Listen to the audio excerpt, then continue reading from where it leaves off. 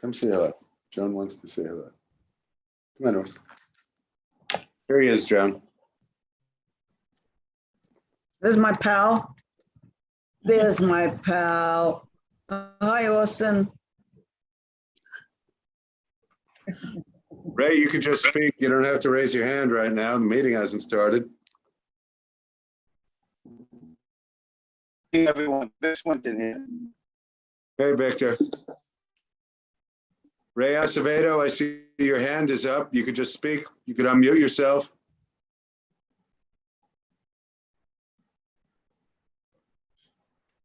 Okay, you put your hand down. That's fine.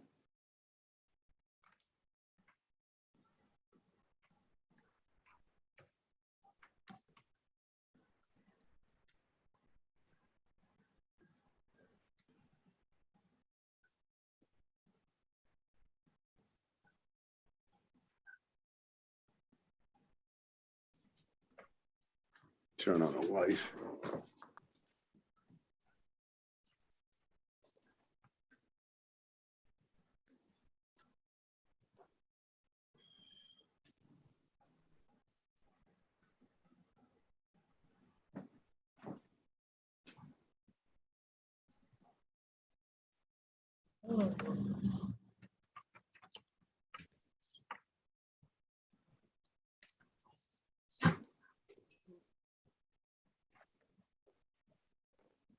Hi, Jeremy.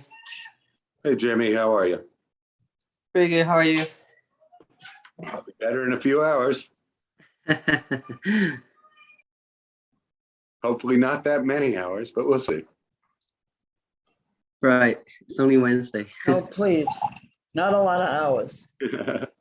So I am going to start the webinar, so you will see attendees start to populate, hopefully.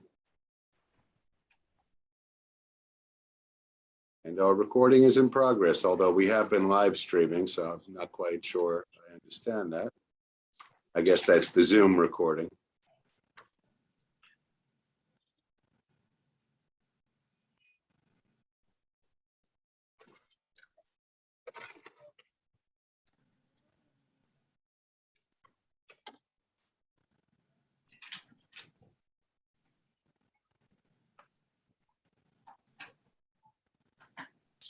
Maria, Hi, Yeah, Beverly.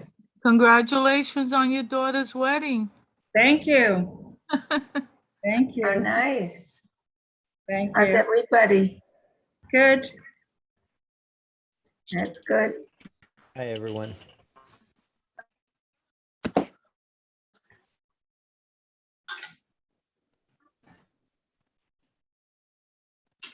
Hi, everybody. Hey, Hi. Hello. Hi, Barbara. Oh, Barbara, hello.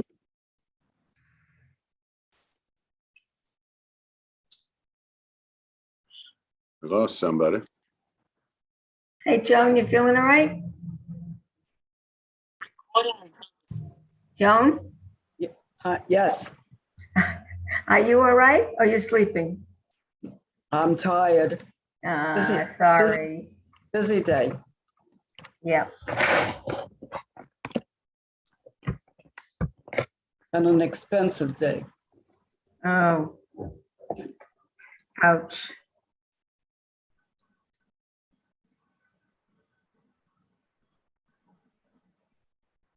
The gym flooded and I had it thoroughly cleaned today. Why But did again, it flood today? It wasn't raining today, well, I'm just keeping my fingers crossed for the right? next couple of days. Yeah.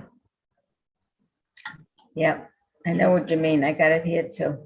How bad are the next couple days supposed to be? Heavy rain for the next 2 days, I think. I Okay. mean, it could change. Yeah, well, I'm hoping it's, nothing like what we experienced a couple weeks Hope not. ago. Yeah. I hope so too. I said we could have flash floods. Yeah, right now it says 80% for tomorrow. Before we begin, I want everyone to look into the Zoom chat and. So Cesar, it's 6:01. With your permission, I will mute everybody. Mhm. Thank you. We don't have a quorum yet. We're at 19. Okay, let's wait a couple more minutes and see what, who joins us. Okay, I'm going to mute everyone now. Sorry, folks.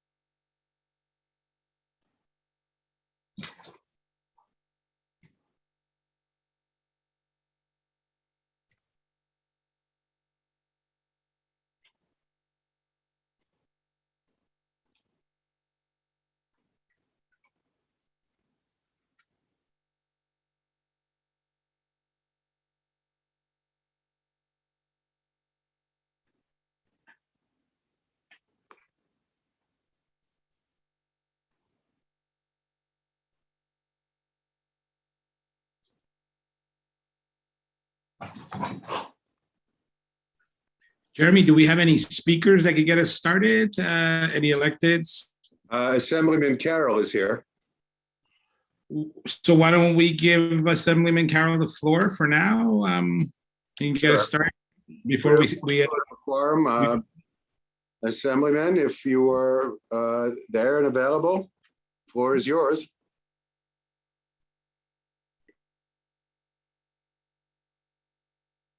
Bobby Carroll? I think that just might be a staffer. Okay. Well, I mean, it's great, but So whoever has their YouTube account up, please turn it off because we're getting feedback from you.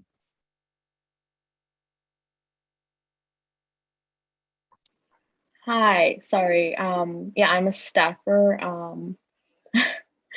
He will hop in a little bit though. He will hop in soon. okay, we'll wait for him then. Thank you. Yeah, sorry it came out that way. I'm not sure why.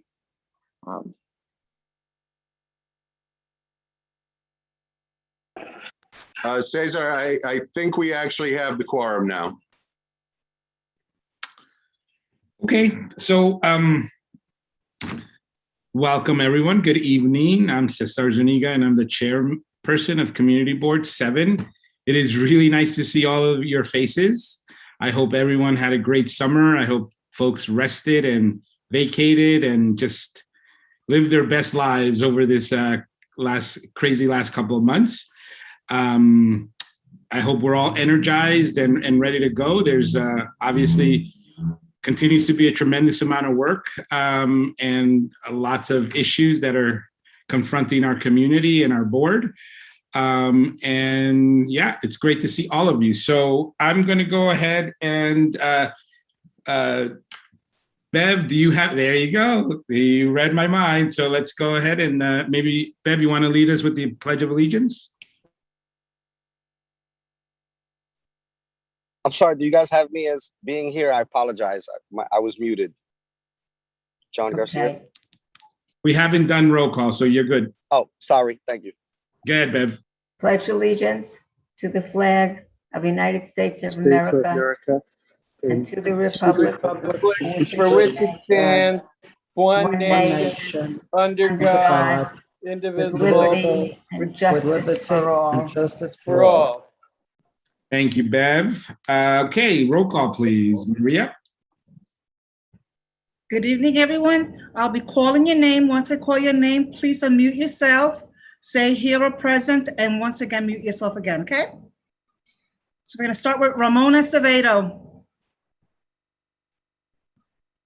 Ramona Acevedo? Maria, he's here, but he had trouble with his audio. He's texting me. I think he's signed on, though. He was signed on earlier. Yeah, he's there. Ray, can you talk?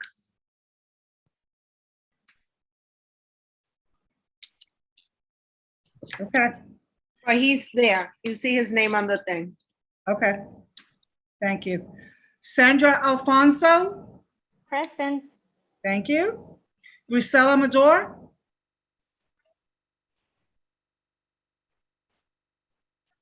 Can you mute yourself?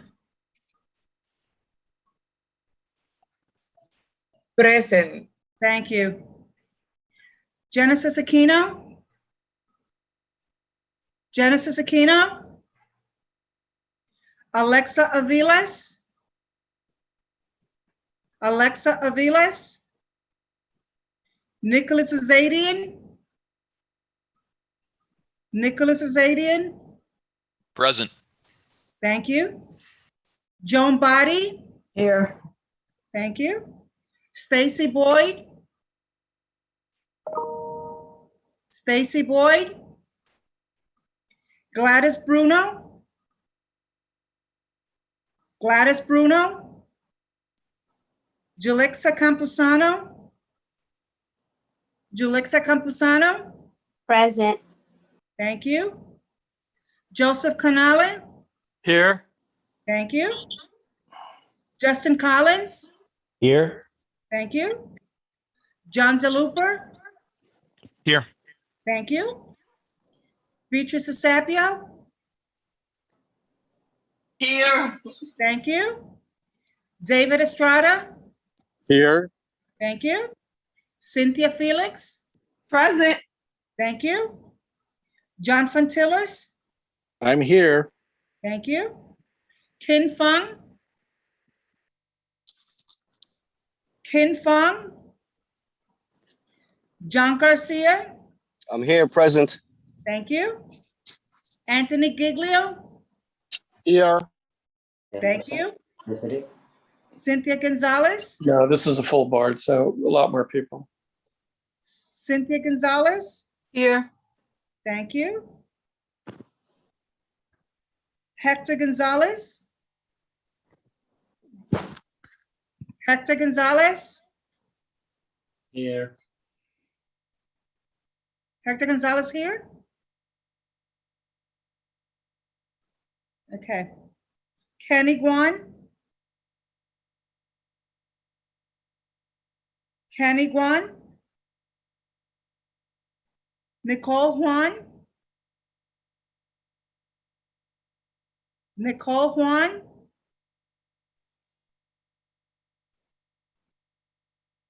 Zachary J.C.? Here. Thank you. John Johnston? Here. Thank you. Beverly Kleinman? Present. Thank you. Waco? Waco? Barbara Lee? Yes. Thank you. Christina Lem? Christina Lem? Jimmy Lee? Here. Thank you. Paul Mack?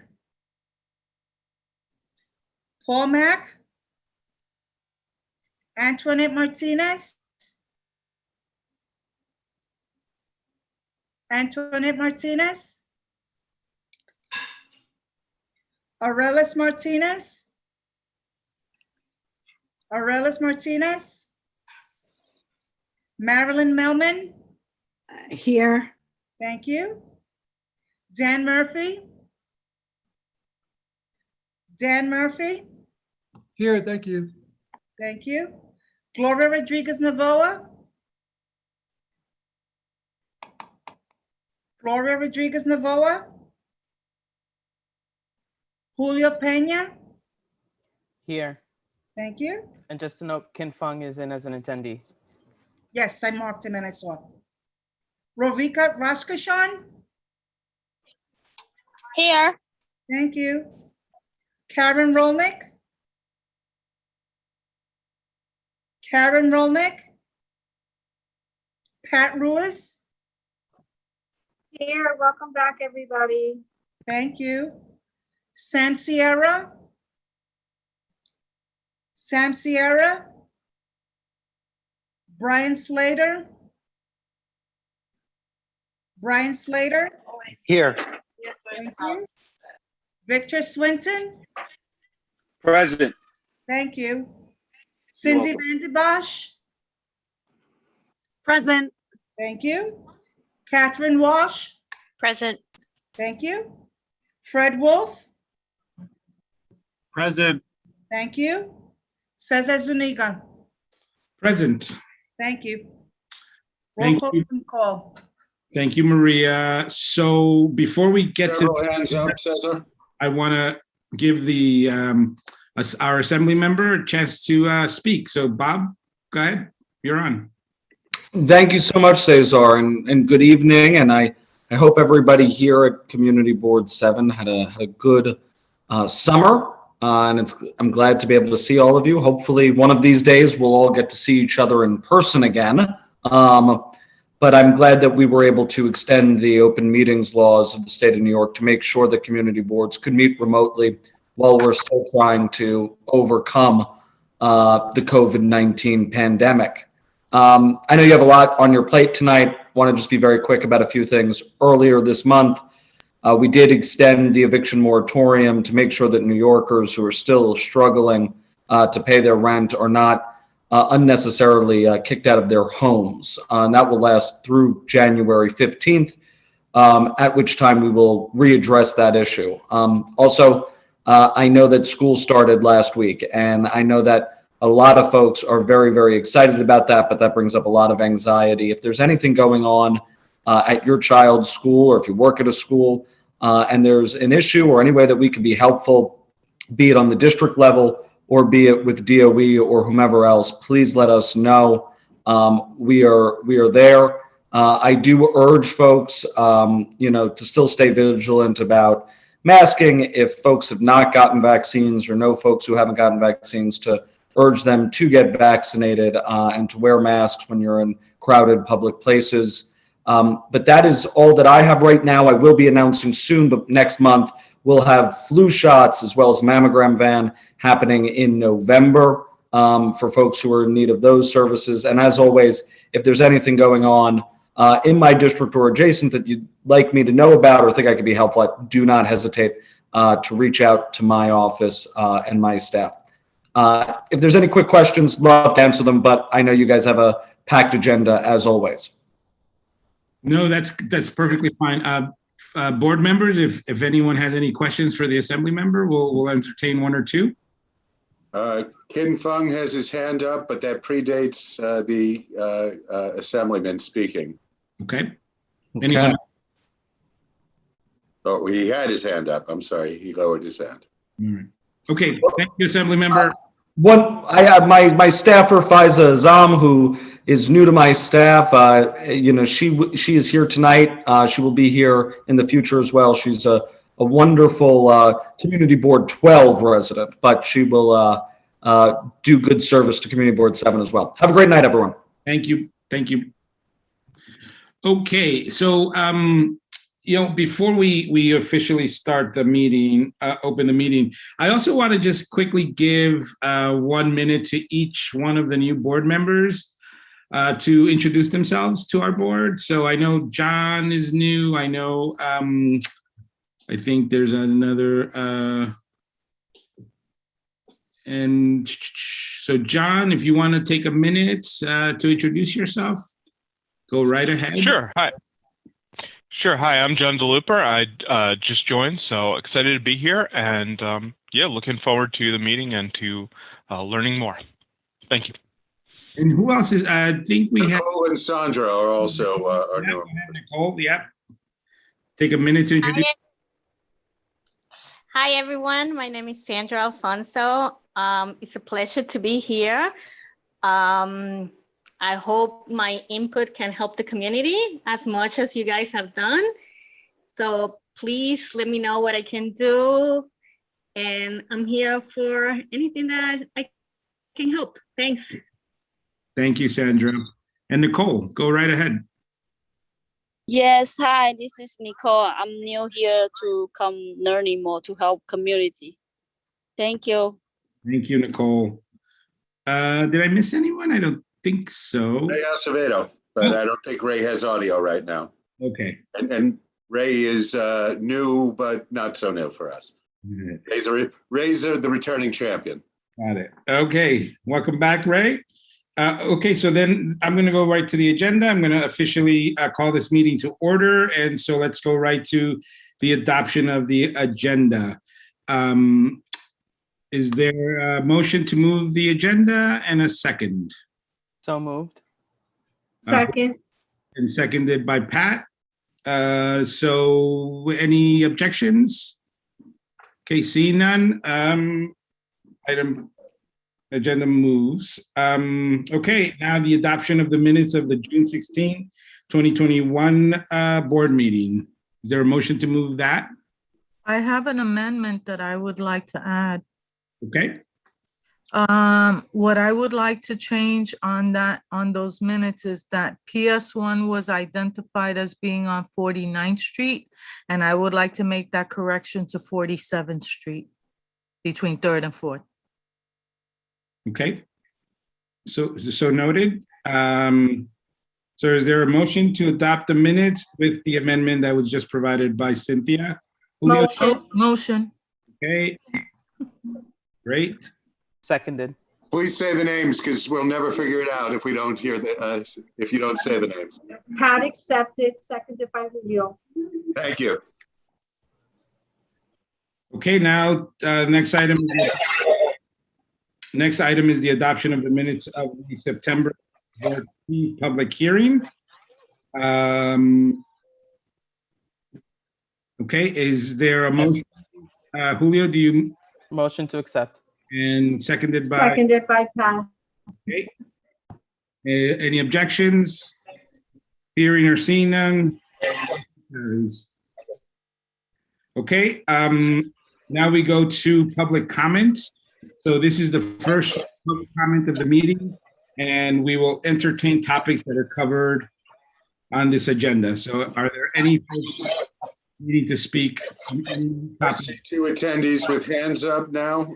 I have George Cardona first. George, you can unmute yourself and you have 3 minutes to speak on any agenda item. Okay, can you hear me? Yep. Okay, regarding renters relief, that's a good idea. But what about relief for small landlords who have one property and that's their pension, and they're not, and people are not paying them? And then I personally have some clients where the tenant is not paying them, but the tenant is charging and renting out the rooms to people, and they're making money. You know, all this relief for tenants, there are tenants that need it, absolutely. But there's landlords that are struggling, and there's people that know the system and that are just taking advantage of it. So we got seniors in the neighborhood whose rental income is their pension, and they're being taken advantage of, and there's no voice for them. You know, it's all right, again, to feel sorry for tenants that are struggling, absolutely. But when struggling tenants are getting all this money, renting out the rooms, taking advantage of it, telling landlords, give me 5 or 10,000 and I'll get out, which is extortion. And some tenants, landlords are doing it because it's cheaper to do that than go pay through an attorney. So is there a voice for the little landlord? I'm not talking about a landlord that owns 100 properties, but the little abuelita or titi that has that one property or two and not getting any help. And I'll stop there. Thank you, Jeremy. Thank you, George. Just a reminder for folks, this is for items that are on the agenda right now. And I would also ask, if you're not speaking right now, please make sure to mute yourself so we don't hear any background noises when folks have their own chance to talk. I have John Santori next. John, you can unmute yourself and you have 3 minutes for any agenda on the agenda item. Hi, hello everyone. Welcome back from the summer. I hope you're doing well. I wanted to speak about the Made in New York campus. This is going to come up. There was a workforce and economic development waterfront meeting in June that concerned this project. There was also a meeting in September that concerned the project, so you'll be hearing a lot about it. There was a resolution passed in June calling on every local elected official at the city, state, and federal level to comment on the leasing program for the Made in New York North Campus as soon as possible. So I just want to highlight a couple things. You may know that I've been raising questions about this project for a long time. I don't want to be obstructionist, and I do not want to contribute negative energy to what's going on. If the projects move forward, both at the North and the South Campus, I hope that they work out well for this community. But I have a lot of concerns. This has become a truly enormous project. Actually, I was just on a call with the Sunset Park Task Force. It's even bigger than I realized. The project is actually close to 1.5 million square feet now of public space. When you combine the North Campus and the South Campus, it's up to $323 million of announced public spending, in addition to $320 million of private money. You put those two together, we're at $643 million for approximately 1.5 million square foot property. Simply put, I just think we've heard very, very little from any of our elected officials on this project, on any part of the project. There's no evidence that our elected officials were involved in designing the project.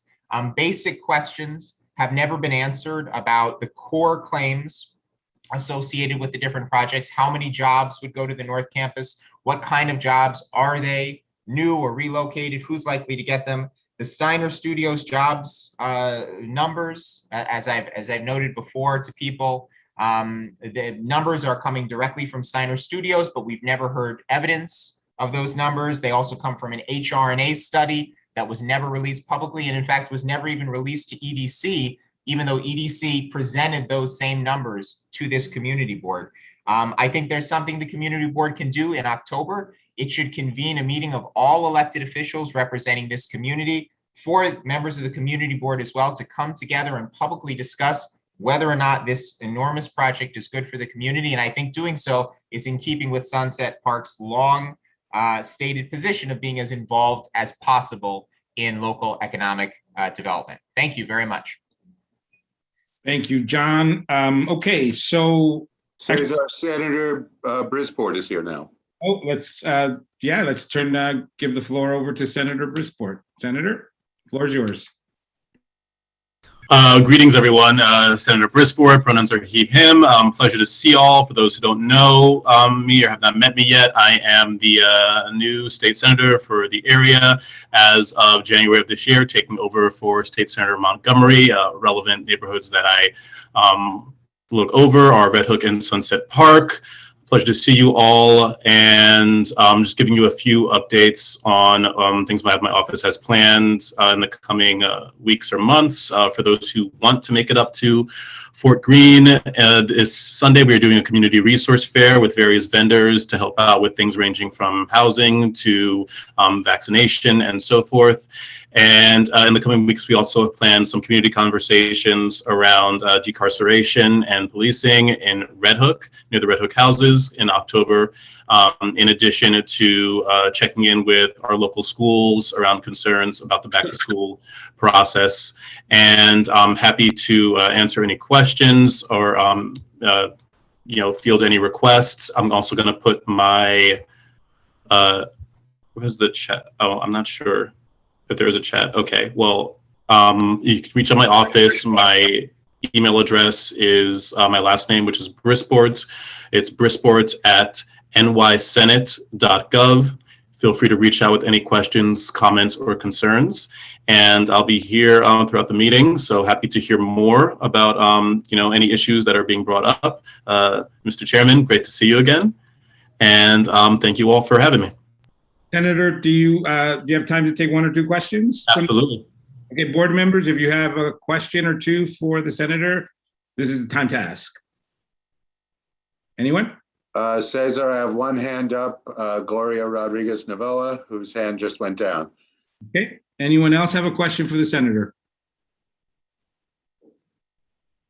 Okay, thank you, Senator, and thank you for coming to the meeting. Yeah, of course. I'll be here throughout. So if questions come up later, I'm happy to field things that come up later. Excellent. Thank you. Okay, before we get to the committee reports, just to kind of level set here a little, I know we have some new folks and some maybe new community members. We typically have two public comment opportunities. One at the beginning of the meeting, and typically we reserve that comment period for items that are on the agenda. And then we have one at the end of the meeting for anything anyone wants to say that's not on the agenda.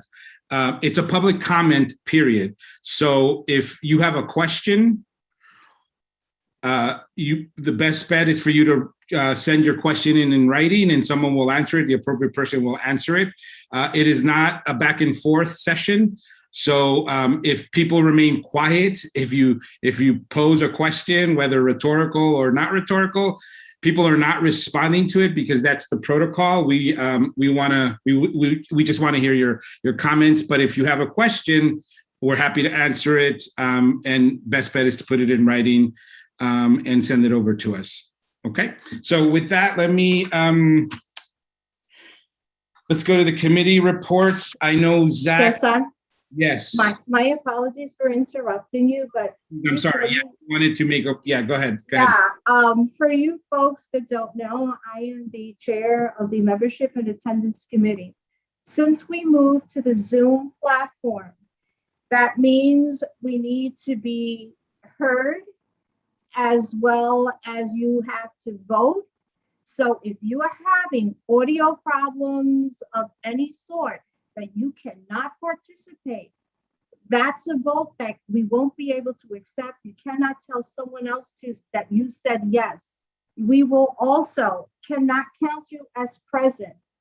This is an issue that you can take up with myself or Cesar, but for those of you who are present here right now and can't make any comments or can't make any votes, that is not considered participation. Please contact the board office. They will walk you through whatever issues you may be having with your computer. I know Julio will also be sending up a follow-up to what I am saying. We do have a statement on this. Again, I apologize, but this is the platform that we have. We need to hear you. We don't have to see you if you have your video off, but we have to hear you saying present, and we have to hear your vote. Thank you. Thank you, Pat. And for those who are having technical difficulties, we'll take responsibility for fixing that. I mean, there, some way or somehow, we should be able to resolve your technical difficulties. So you just have to let us know so that we can figure out who on the staff or maybe some board member can actually help you, walk you through addressing the technical issue that you have. So let's not allow the technical difficulties to get in the way of what Pat just said. I am pretty confident that 99.9% of whatever technical issue you're having, we can resolve. It's just a matter of figuring out what the issue is and how to walk you through it. So thank you, Pat. Okay, with that, Lexa, you have a question?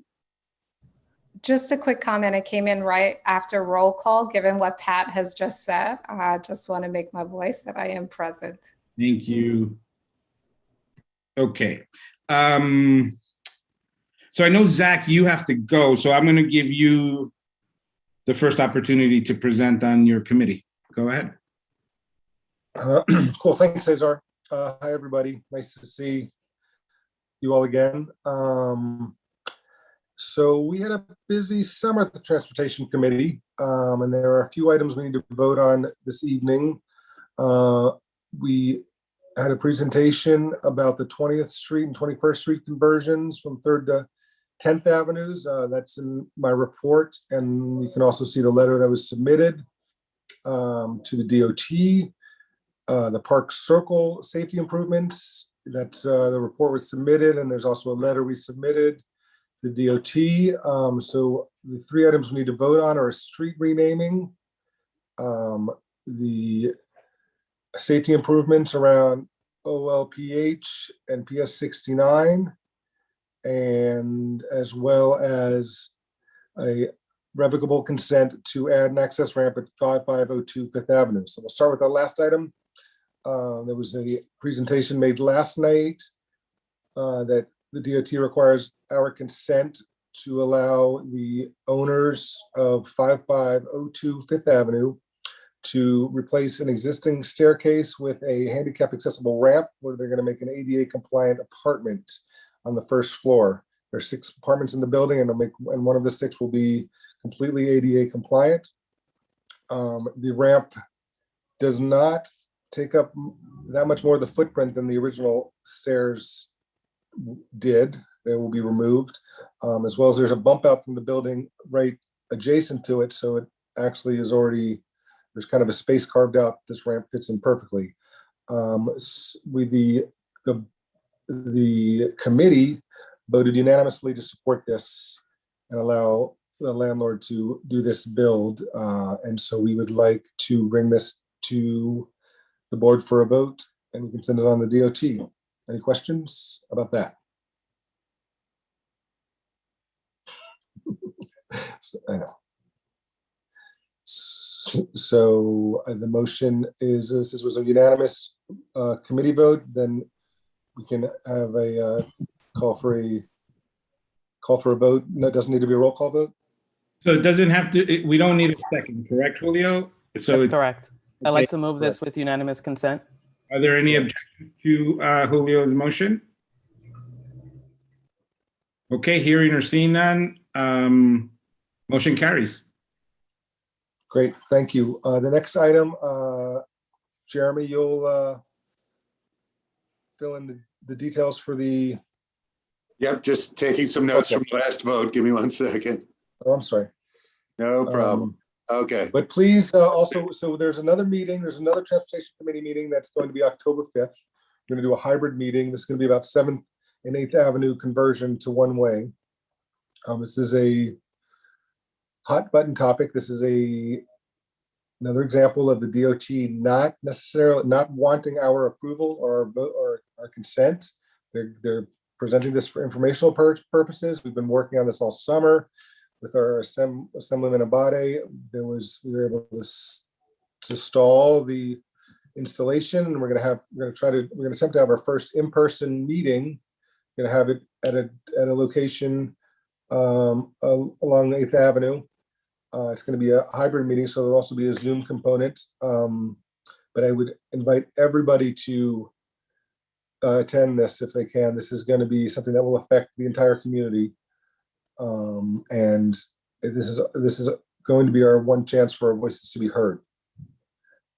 So that note, and you should read the committee reports because the other items we covered are important items to the community as well. And Jeremy, it's all yours. So the second item that was discussed at last night's transportation committee was the safe routes to school study. That involved pedestrian safety improvements around Our Lady of Perpetual Help and PS 169 at the intersections of 60th Street and 7th Avenue, 59th Street and 6th Avenue, and 44th Street and 6th Avenue, and 44th Street and 7th Avenue. The safety improvements included some bulb outs. It included on 6th Avenue and 44th Street, which, as you probably know, is an entryway to Sunset Park. It's a T intersection. They're proposing raising the entire intersection. So it's what's called a raised intersection. It will be kind of a flat, no curb, flat surface for people to walk across. But at the same time, it warns the drivers. Cindy Vandenbosch asked about folks who are blind who will not necessarily see that they're no longer on the sidewalk. There is a strip that's laid out along the sidewalk, similar to the old style ramps where you see bumps in it to let people know that they are about to enter the street. Each of the intersections will also have for blind folks, the signals that have the sounds that you see at some of the intersections now. And of course, these, as I said, are safe routes to schools, and these are for school crossing points. Our board, this was not necessarily in and of itself things that folks had any negative feelings about. but there were a lot of questions about why were these schools picked? Why were these intersections picked? Joan pointed out 4th Avenue and 43rd Street as a second school now, and the library within the intersection. Several people pointed out, of course, 3rd Avenue and 60th Street, which now has 4 schools, which we actually had a Safe Routes to School study meeting in 2003 about.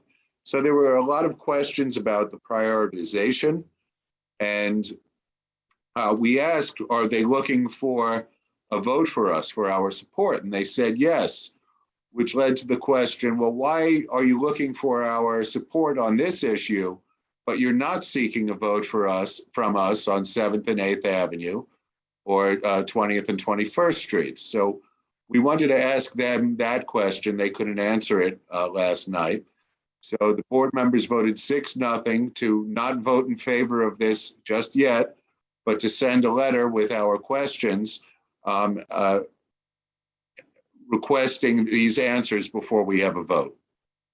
So that vote was 6-0. And I guess we're requesting a vote tonight, correct, Zach? Yes, correct. And this is a great opportunity to press this issue forward, because there is a hypocrisy at play, because this is something that they want to vote on, and other things they don't want to vote on. And this is also a project that's not supposed to start until 2023. So there is no pressing time for a vote.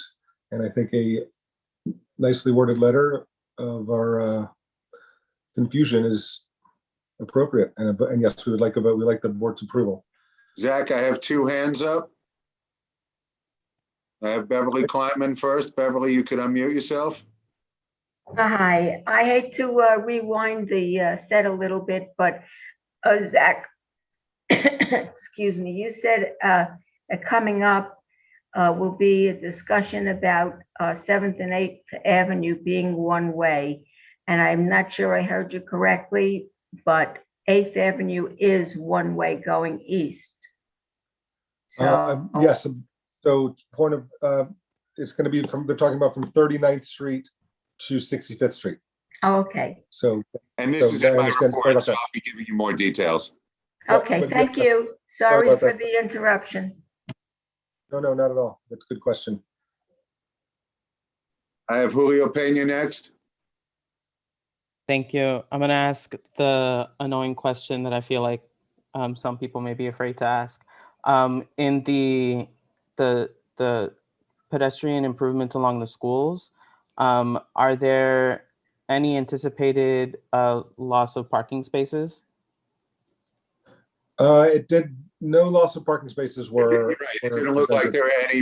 I believe that was asked specifically. The bulb outs are in the crosswalk area, so they are not taking parking spaces away. So not so annoying. Thank you. I have 2 additional hands up, Zach. I have Alexa Vilas next. Alexa, you can unmute yourself. Hey, Zach, thank you so much. I just wanted some clarification. Is the committee suggesting voting against the proposal in favor of writing a letter, or I guess No. okay. Could you just clarify? Yes, not voting against, not voting at all. Voting, or the committee's voting. The committee is suggesting that we write a letter asking for clarification as to why they want our approval for this. Also, what was the criteria used to determine that these were the crosswalks, because these were the intersections, because there were, beyond the ones that Jeremy mentioned, there were several others that were brought up as well throughout the district that should get this sort of treatment. So those 2 questions loomed larger than us having a yes or a no vote. Yeah, absolutely legitimate questions. The prioritization and why it was chosen and the impacts, I think, is absolutely the most critical. We'll see every agency operate in hypocritical ways, and we shouldn't stop safety mechanisms for some parts of the neighborhood because another project is done poorly, but definitely it begs the question. So thank you for your work on that. Right, and also this is not gonna happen till 2023, as I just Got it. stated, so this is, and I mean, not like right down the block from you, I could think of 2 intersections at 172 that could use this Yeah. treatment. I mean, Yeah, totally. it's, We have them this- all over. they're- the they- check. yeah, it makes no sense. Thank you. Yeah, of course, thank you. I have 2 other hands up. I have Jimmy Lee next. Hi, Zach. Just quick question for, so DOT's hearing on 7th and 8th will be on October 5th. So location has not been finalized yet, for the hybrid meeting yet, right? And when do we expect, this information will be available for community members? So folks, just a reminder, first of all, Jimmy, this will be in my report. I will be happy to give that to you and Okay. everybody else. But a reminder, there's a motion on the floor, so the question should be about the motion right now. Okay, sure. Thanks. And I have John DeLuper next. Okay, so this is my question as a newbie. But so to clarify, the motion is to vote on this, or the motion is to postpone the vote until the next meeting? The motion is to postpone the vote until we have a response from the DOT as to the criteria that was used to select these locations, as well as why they want to vote from us in this instance and not in. Perfect. That's what I thought. I just wanted to clarify. Thank you. Mhm. I have no other panelists with their hands up. There is an attendee with their hand up, but I want to tell our attendees, unfortunately, this portion of the board meeting is for board members only. You are welcome to address the board during public comment later on, but there was an opportunity during the committee meeting for the public to speak on this, and this is now when there's a motion on the floor, that's the time for board members. Okay, so the motion's on the floor to delay the vote and to get a response from DOT as to why vote on this instance and not on other instances. So That is correct. It was a unanimous vote by the committee, so again, we could just have a quick vote. Okay, so do we want to do a roll call vote on this, or do we want to do this through unanimous consent? I'd like to pass this by unanimous consent. Are there any objections to Julio's? Okay, seeing or hearing none. Motion carries. Okay, thank you very much. So the last item that we need to vote on is about a street renaming, and I would like to invite Cynthia Felix to present this portion. Sure. Hi. Hello, everyone. Thank you.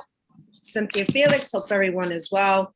I am here to ask for the full board support to rename 57th Street between 3rd and 4th Avenue in honor of Sandra Santos Vizcaíno. Sandra Santos Vizcaíno was a long-term resident of Sunset Park. She moved here in 1977 with her family. And she has the support, we have the support of the councilman of OLPH from Father Gilmore, where she volunteered for many, many years, from United Volunteers of Sunset Park, as well as many other community members, her family, and her friends. Sandra was the first teacher to die of COVID-19, and she affected and impacted many lives in our community. Last night, we heard from her son, her husband, as well as friends and community members about the impact that she had in the community and the love that she had and gave back. And it is my hopes that the board votes to pass this, the support. It was voted unanimously yesterday that we should support this motion. So I humbly ask and request for the support of the full board to rename the street.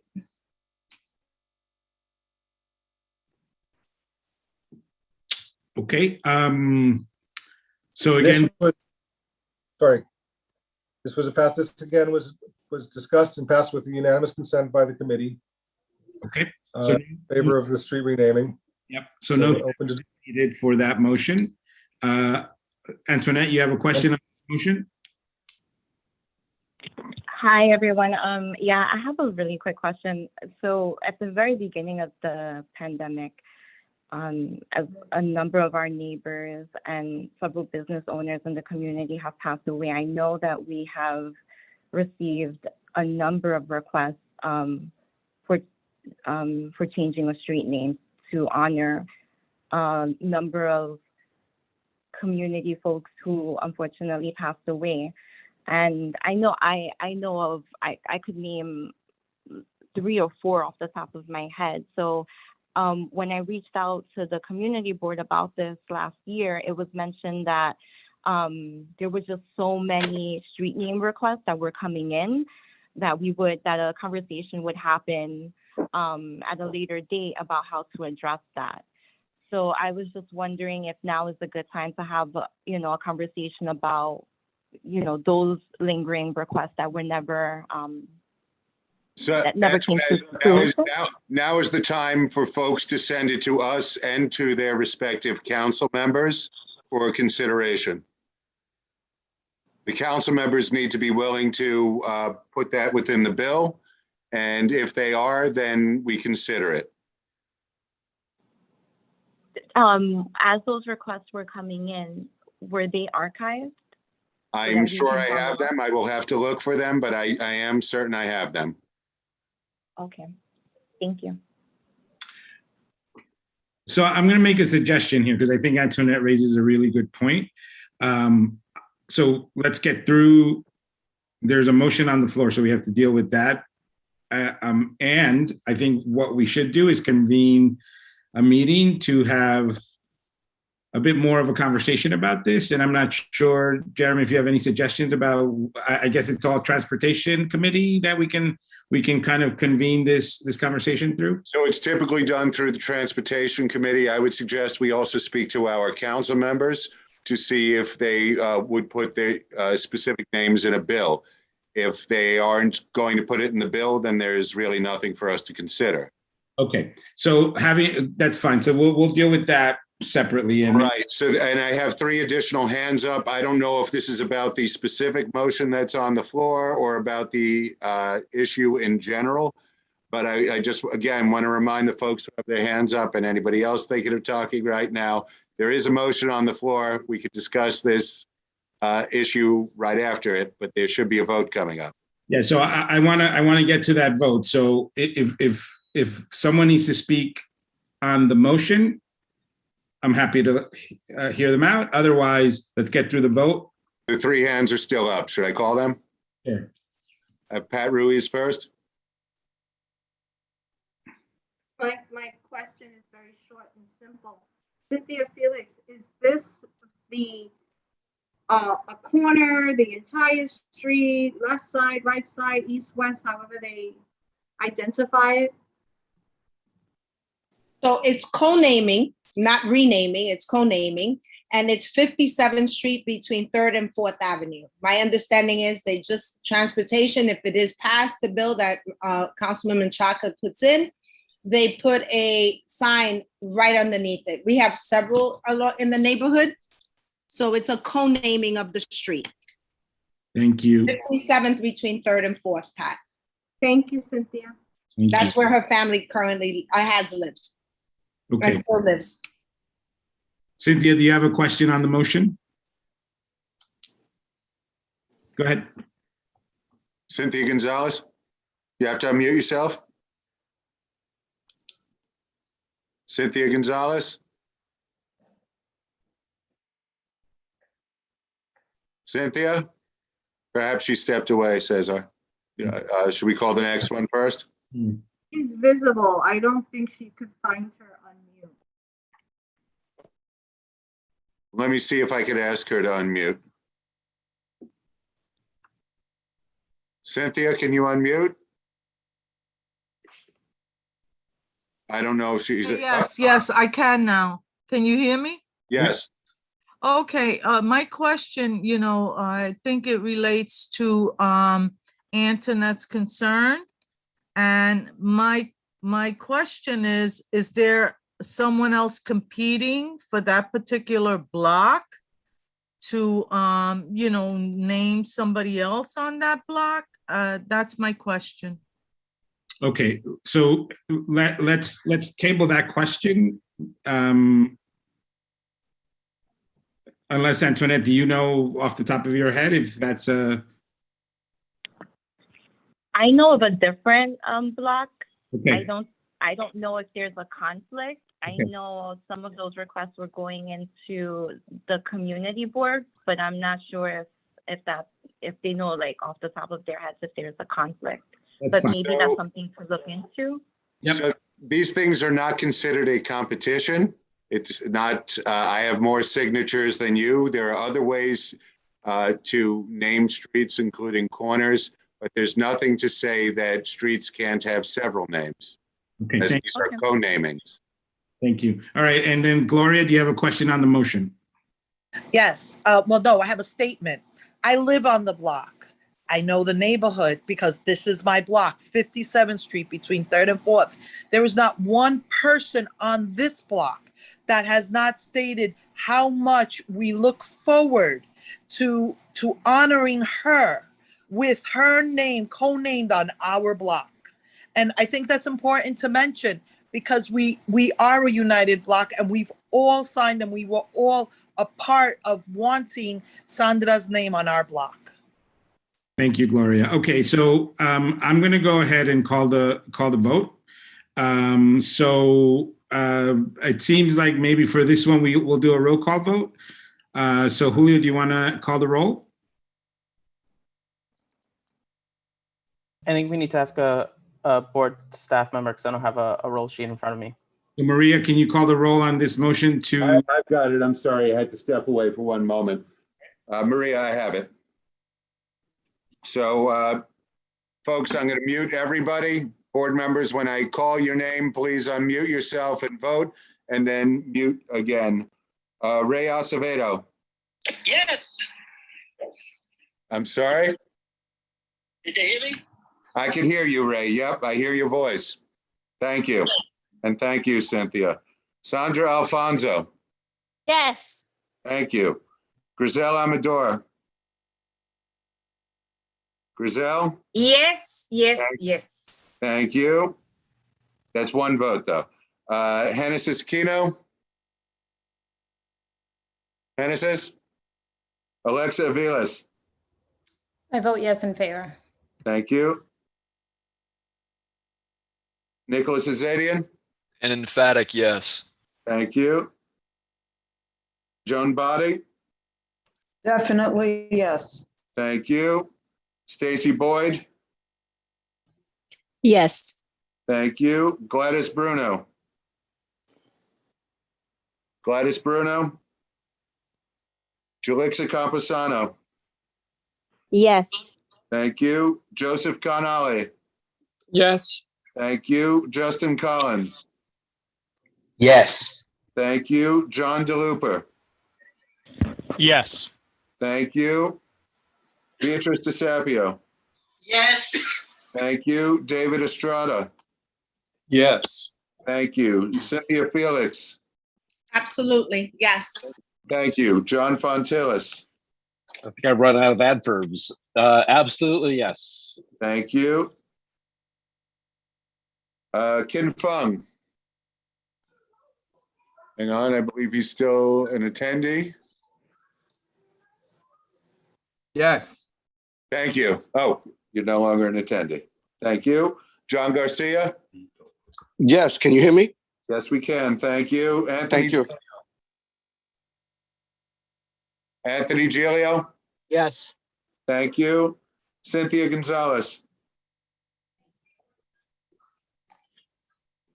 Cynthia Gonzalez?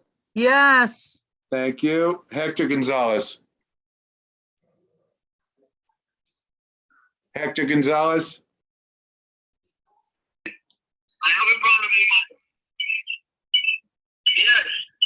Thank you. Thank you for facilitating, Cynthia. Kenny Guan? Yes. Thank you. Nicole Juan. Yes. Thank you. Zachary Jacy. Yes. Thank you. John Johnston. Yes. Thank you. Beverly Kleinman. Yes. Thank you. Wyco. Wyco. Barbara Lee. Yes. Thank you. Christina Lim. Christina Lim. Jimmy Lee. 100% yes. Thank you. Paul Mack. Yes. Thank you. Antoinette Martinez. Antoinette Martinez. Antoinette, are you still here? Please unmute yourself if you are. I guess not. Marilyn Millman. Yes. Thank you. Dan Murphy.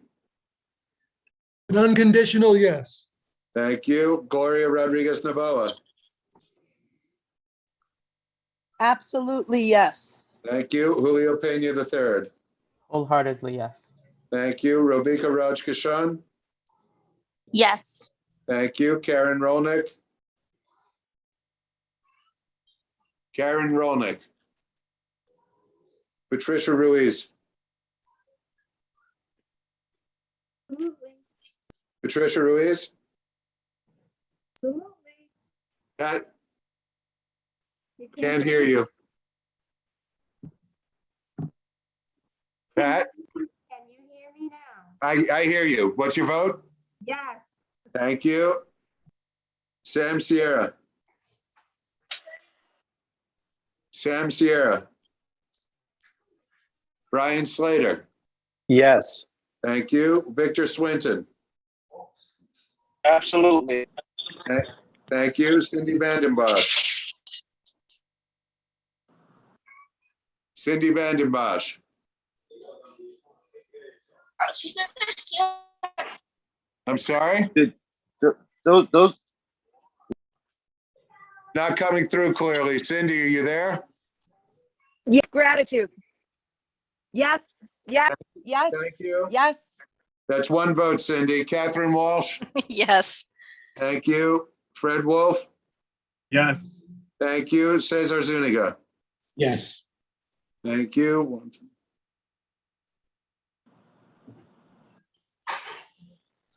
Jeremy, I was having audio issues before. This is Antoinette. I vote yes.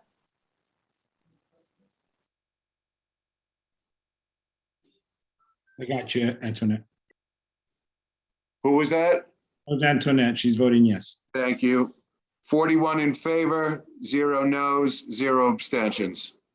Motion carries. Thank you, everyone. I would let her family know. We really appreciate your support on behalf of her family. Yes, and thank you, Cynthia, for presenting. Thank you guys for voting and sticking around. And please, I would love to see everyone on October 5th. It's going to be a good time. Thank you, Zach. I guess Jeremy and Zach, if you guys could get together and maybe at the next transportation meeting, put this on the agenda. And I think what I would like to see come out of the conversation is like a process for how we're going to handle the many numerous requests that seem to be out there. And then Cesar, I don't think we should put it on the next agenda, which is October 5th, but I will speak to Zach about doing a meeting soon after that. Okay, thank you.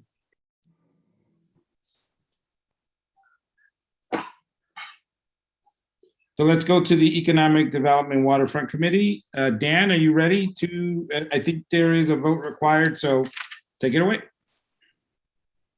Thank you, Cesar. There are votes required. I hope you guys are comfortable.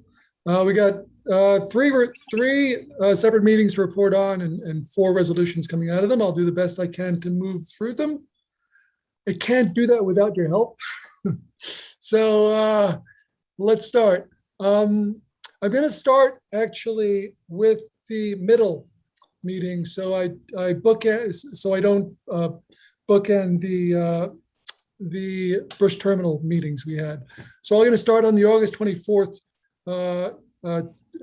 meeting with Banco Popular. The meeting was to hear from the representatives of Banco Popular, also known as Popular Community Bank, or now known as Popular Community Bank, for the request for to New York State for a banking development district, or BDD, at their Sunset Park branch. It would allow the branch to hold funds from the state in return for community benefits. Complete minutes of the meeting have been sent to all the board members. I'll give a synopsis. Banco Popular has been in Sunset Park since 1970, just like me, by the way. Their HQ is located in San Juan. The New York State Banking Development District program was created for the purpose of encouraging banks in specific areas to provide community benefits such as multilingual financial literacy education for consumers and small businesses, providing more access to funding, increasing local lending and financial support. The state provides a deposit of $10 million, which is usually matched by the New York City. So another $10 million on an annual basis. The goals are reviewed every year. The bank must provide detailed information on the objectives set out and whether or not they are hitting their benchmarks.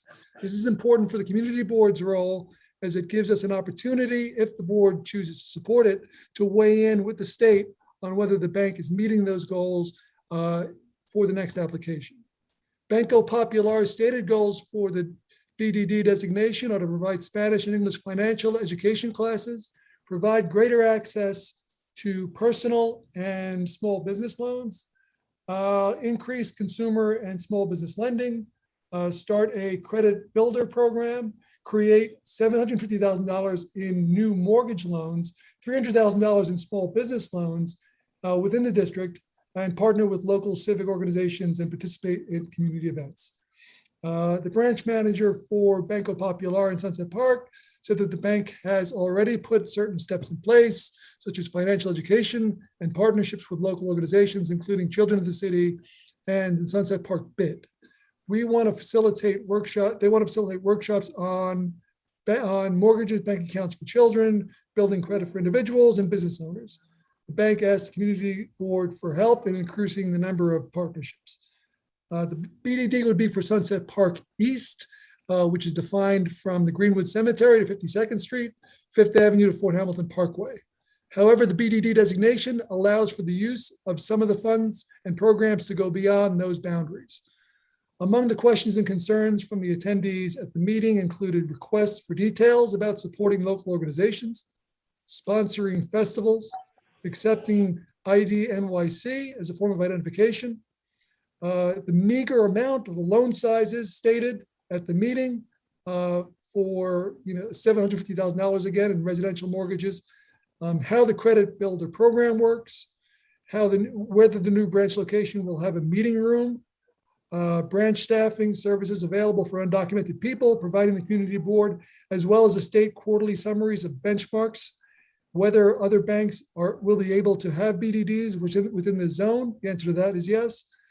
And let me see, the committee deliberated and voted unanimously on a recommendation to support the BDD with the qualifications coming from the committee meetings assembled, including significantly increasing outreach, raising the residential mortgage limit from $750,000 to $2.5 million, and the retail banking limit to $3.5 million to lend out within the community, and not to utilize any of the funding or the designation to financing absentee ownership of residential real estate or for uses outside of the community board. It is hereby presented to the board for discussion and a vote.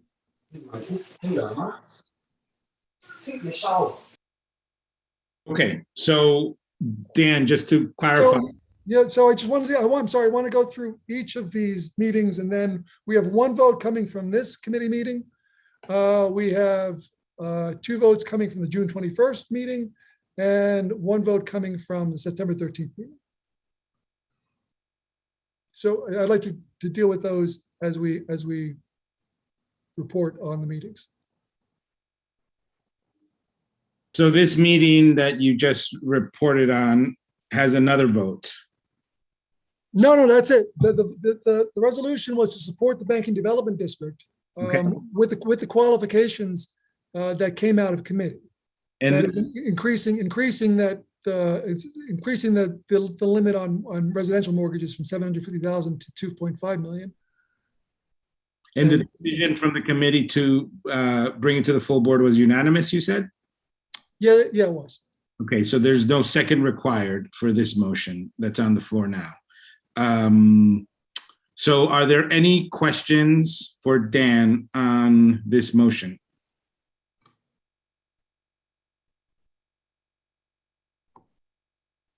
Okay, Gloria? So just so that I can be clear, are we saying only if they increase it to 2.5 million and 3.5 million, are we okay with it? And if they're not okay with that number, the answer is no, we don't support it? Or are we saying this is what we would want, but we're open to discussion? I need to have that clear, like in my head. No, that's what we want. We're not open to discussion. We're resolving tonight to either support or not support it. That's what we want for the state for Banco Popular in its application to say this is how much we are going to spend, or this is how much we're going to allocate for residential mortgages within the BBD. Okay. The reason for that, Flora, and you know this, and everyone on this Zoom knows, $750,000 in entirety for that branch is not a lot of mortgages. No. I'm not poo-pooing the reason. I just want to be clear. So if they come back and say no, then our answer is no. They seemed amenable to it when we presented it to them. They seemed very amenable to everything we presented to them, and including follow-ups, which would be very important in determining if they're doing what they say they're going to do with the money that is being allocated to the branch. Thank you. David? Hi, first I'd like to speak strongly in favor of this. The Business Improvement District, which is my day job when I'm not at community board meetings, wrote a strong letter of support to the state. I'd like to point out that some of the terms of how this money flows into the community are not determined by the bank itself. Very often those are set by state guidelines. And this isn't, for me personally, this is about Banco Popular, Popular Bank, sorry, that's their chosen way of naming themselves. I'd like to point out that they have chosen to take over the amalgamated bank space that was abandoned when that bank pulled back on their footprint.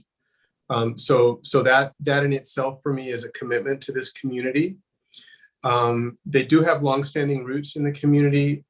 There is room for growth in terms of community engagement and so forth. And organizations like mine, the Business Improvement District and others would see this as an opportunity to partner with them on some of those youth and consumer education aspects that were mentioned. And lastly, I want to frame this for folks in terms of something that I believe Sunset Park truly needs. We need to build capacity. And so the BDD and the whole program, absent Popular itself, is a way to build the possibility of drawing funds into Sunset Park in ways that real people can access that might not otherwise exist. So it's a very important point that other financial institutions might participate this in the same geography. So I mean, from my point of view, I'm anticipating and very hopeful that this will lead to some positive outcomes that would not occur otherwise. And I don't see a downside for Sunset Park as a whole in supporting this. So that's my care. And I really want to say that it matters that they've taken a leasehold and not just gone virtual. Amalgamated Bank needed to pull back. Chase Bank at 54th is going to leave their location in December. We're losing banking services, and we have very few community banks. As to the point about ID NYC and undocumented folks, which is extremely important here, sometimes those are out of control of the financial institution, depending on how they're chartered. If they're federally chartered, ID NYC might not be an option, but say a community bank like Amalgamated or a credit union is often state chartered. These are nuances that's a little technical. So the bottom line here is a yes vote to support this will build financial capacity in our community in ways that otherwise might not happen, perfect or otherwise. So just, I'm really giving my thumbs up, and I know the folks who operate the bank. I care for them. They're hungry for opportunities to engage the community, and I think we have a real chance to build something here. Thank you. Thank you, David. Nick, you're next. And this piggybacks off of David a little bit, but David, to clarify, that motion of support is in reference to in addition to what the board's comments had already made. So in terms of increased lending locally. I guess the one bit of clarification that I do want to make is that they had already decided to take up the lease, and this is a separate program they're applying for. And that program essentially deposits $20 million for the bank's use. And so without that local lending requirement, the bank is not obligated to lend in this neighborhood, which is why it was important that we add in those lending targets for the local community. Hear, hear.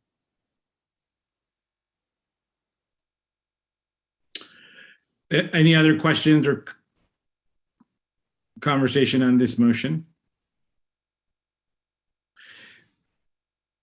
Dan, can you again clarify the amendments we made to increase the lending limits, residential and commercial, and what were the other stipulations?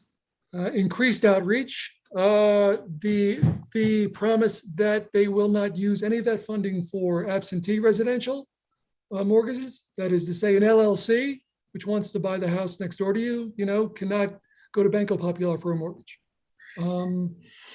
So with those stipulations, and especially the increased outreach, and there are some other stipulations within that I can clarify, like the language barriers, not just Spanish, but also Mandarin should be included. But that's it in a nutshell. And where does the whole notion of IDNYC and undocumented folks, where does that sit? That goes into basically help. So they do accept IDNYC right now, okay, with another form of identification. Got it. Okay. And they do also work right now with undocumented immigrants. If you go there, they actually take tax IDs that you don't need a social security number. So I mean, they do the right thing on those aspects already. But one of the most important aspects of this is that they submit quarterly summaries of those benchmarks, not just to the state, but to us as well, so we can review them. And when the state goes back to them a year from when the application is approved, the community board can weigh in as well. So we see the work being done. Okay.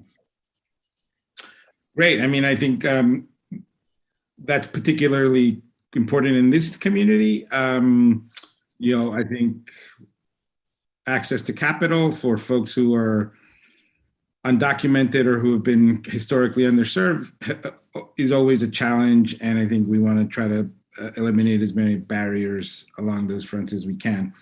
Okay, so any other, I think Alexa, and I see Antoinette. Alexa?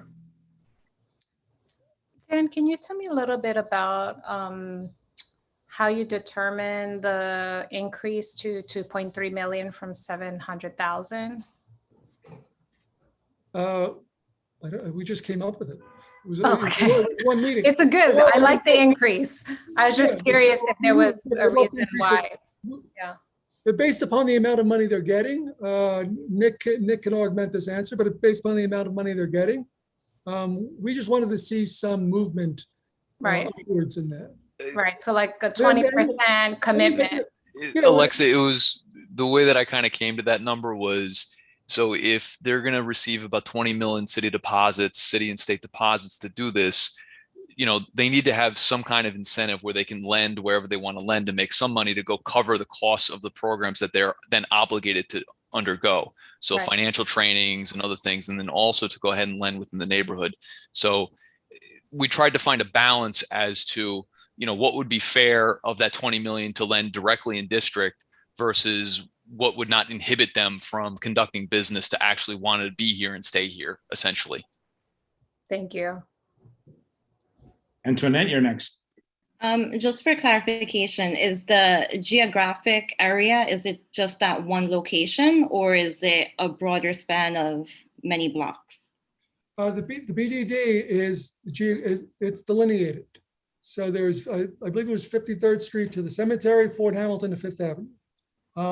However, the funding that they received, I think it was, you can check the minutes or the YouTube, but it was half of those funds are allowed to be spent outside of that delineated district.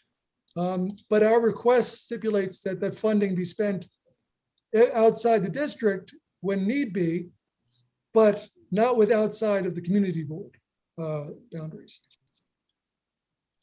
Okay, I'm going to go ahead and recognize Brian, and then we're going to call the vote on this. Go ahead, Brian. Thanks. Hey, Dan, very quick question. You said that they're not going to be able to make loans to LLCs. Is that in entirety or just in the amount of money allocated? That's what we are. That's what our resolution is stating emphatically. That funding not be used for LLCs, for essentially absentee investments in residential real estate. Excellent. Thank you for clarifying. Thank you. Annie, one other point, there was also an increase in lending for the commercial businesses, and that was permitted to do LLCs, but it was only for like the Right. Merchants and vendors and things like that. Right. It's important. Yeah, there was a stipulation about commercial real estate. It's important to say it's commercial residential real estate, which is the real issue. Okay, Dan, thank you so much. All right, so we have a motion on the floor, and someone can just go up. David?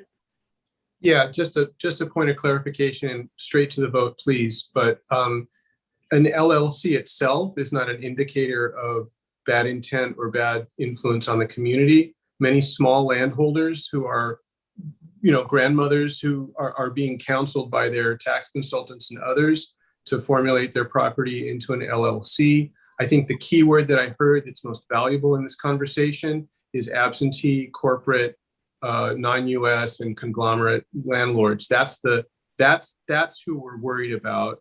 LLC, yes or no, often leans one way, but is not a pure indicator. My own landlord, who owns just 2 buildings and is a family affair, they just switched. I don't write my check to the family anymore. I write it to an LLC. So let's not get caught up in that too much, but let's not stop being vigilant. Thank you. Thank you, David. Okay, so I'd like to go ahead and move this by unanimous consent, unless someone has an objection to that. I just have a point of clarification, which is to David's point. I'd like to propose an amendment that, or I don't know if this is proposing an amendment, but in terms of the language, rather than specifying LLC, that instead we use the language David proposed, which is absentee corporate, non-US or conglomerate. I don't know, David, you were the one that just said this, but to your point, should we update the language? So Dan, does that seem like a friendly amendment to you, and do you accept? Yeah, I accept it. This is the issue. The issue is that really we shouldn't be doing this for investment real estate properties. I mean, it's not, if I said it'd be a joke to say there's a housing crunch in this neighborhood. So and if whether or not someone's got one house, they want to buy a second house, I don't think they should go to Banco Popular for the mortgage, or to use any funding from this pile anyway. whether they're small or big. This money should be allocated for people who are going to live in the building that they're getting a mortgage for. That's the only thing I would stipulate within the resolution. Okay, I just wanted to clarify because David spoke and I just wanted to see like whether that was a proposal to amend or it's just a statement. No, it's fine. It's fine. It could be just absentee ownership is fine for residential real estate would be fine. Okay, great.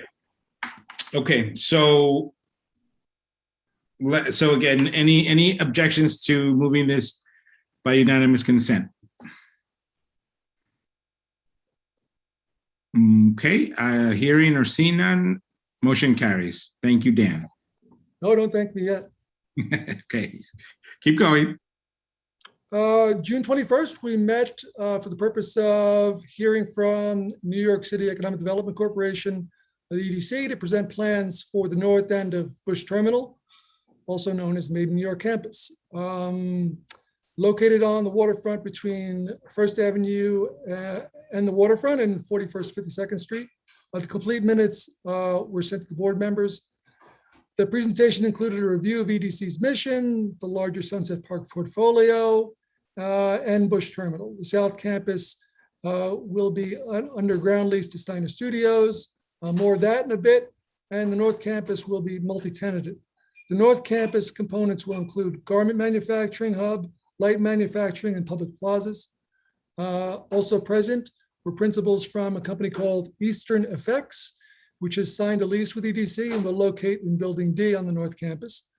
City Hall directed EDC to provide a home to Eastern Effects after they were dislocated from their place on Nevin Street due to some environmental remediation going on there. On Pier 6, which is just located just north of the Bush Terminal's Pierce Park, plans are to improve the derelict facility and open it up to public access.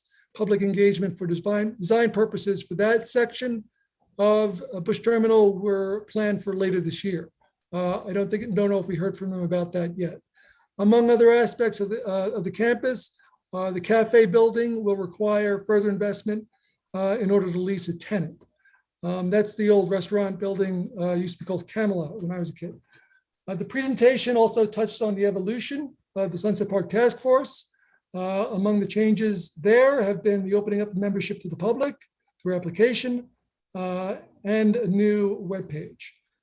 Among the questions from attendees were those on the usability of the buildings, that is the usable life of the buildings, compliance with the city's sustainability goals, such as Local Law 97, protections from storm surges from the bay, as well as stormwater from upland, interest from potential tenants in the garment industry, the number of parking spaces available, plans for outdoor entertainment space for the purpose of engaging more community events, workforce development, net new jobs versus relocation of employees from other sites, the cost of the project and its various components and as a whole.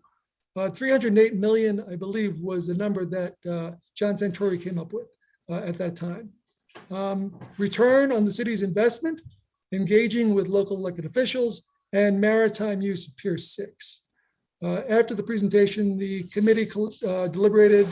Committee member John Santori introduced two resolutions concerning the campus. Resolution 1 calls for EDC to work with CB7 and the Sunset Park community to discuss and develop future plans for other portions of the North Campus, including Pier 6, the Powerhouse, the Roundhouse, and in a public and transparent manner. So that's resolution number 1. Before I go into resolution number 2, can we discuss that and vote on it before we do resolution 2? Yeah, sure. So Shall I repeat the resolution? That would be helpful. I kind of sped read it. It calls for the EDC to work with CB7 and the Sunset Park community to discuss and develop future plans for undeveloped portions of the North Campus, including Pier 6 for public use, the Powerhouse and the Roundhouse, which are two derelict buildings that need a lot of work and probably have environmental concerns, and do so in a public and transparent manner. Great. Okay, questions or discussion on the motion that's on the floor? Let's start with Justin. Hi, everyone. As I mentioned several months back, I think the redevelopment of the Bush Terminal Complex is a good thing. I think the use for film and TV and garment, job-intensive uses that are accessible, again, another good thing. I also want to speak in favor of this resolution, just because I think, again, involving the community board for future planning on some of these buildings that, have not yet been decided on, that, what's going to happen with them, I think is always a good thing. And having, deliberate involvement of the community and its representatives, the community board is a good step forward for EDC to really proactively gain community involvement from an early standpoint. So again, I'm in favor of the overall plan. I'm in favor of this resolution. I was very glad to hear Eastern Effects is going to be involved. I know them as a very good local employer that has employed a lot of folks in Brooklyn and really just does good work. And these are, the employers are actually really trying to do the right thing. So again, I'm encouraged by all of this.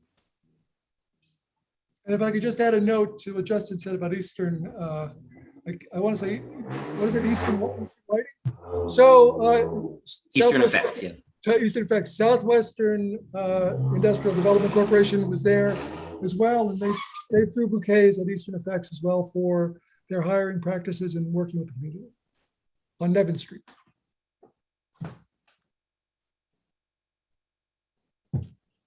Okay, thank you. Cindy, you're next.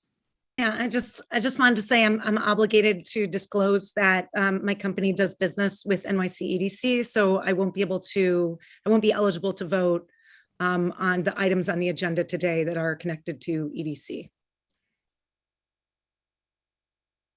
Thank you for that, Cindy. Okay, any other questions or comments on this motion?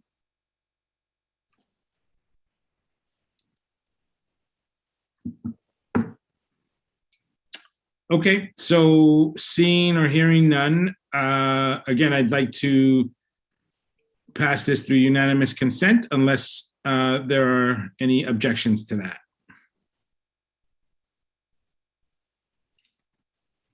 Okay. Okay, hearing or seeing none, motion carries. Okay, continue, Dan. Thanks. Resolution number 2 called for every elected official at the city, state, and federal level to comment for the record on the leasing program at the Made in New York campus as soon as possible. John Santori brought this up in public comment at the beginning of the meeting. Let me just clarify the record. I'm sorry, Dan, before you continue. Unanimous minus Cindy Vandenbosch.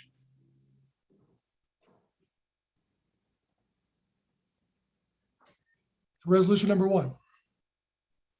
Okay, resolution number 2 was just as I said. It calls for every local official, the resolution from the board that we resolve to call every local official for the area at the city, state, and federal level to comment for the record on the leasing program at the Made in New York campus as soon as possible.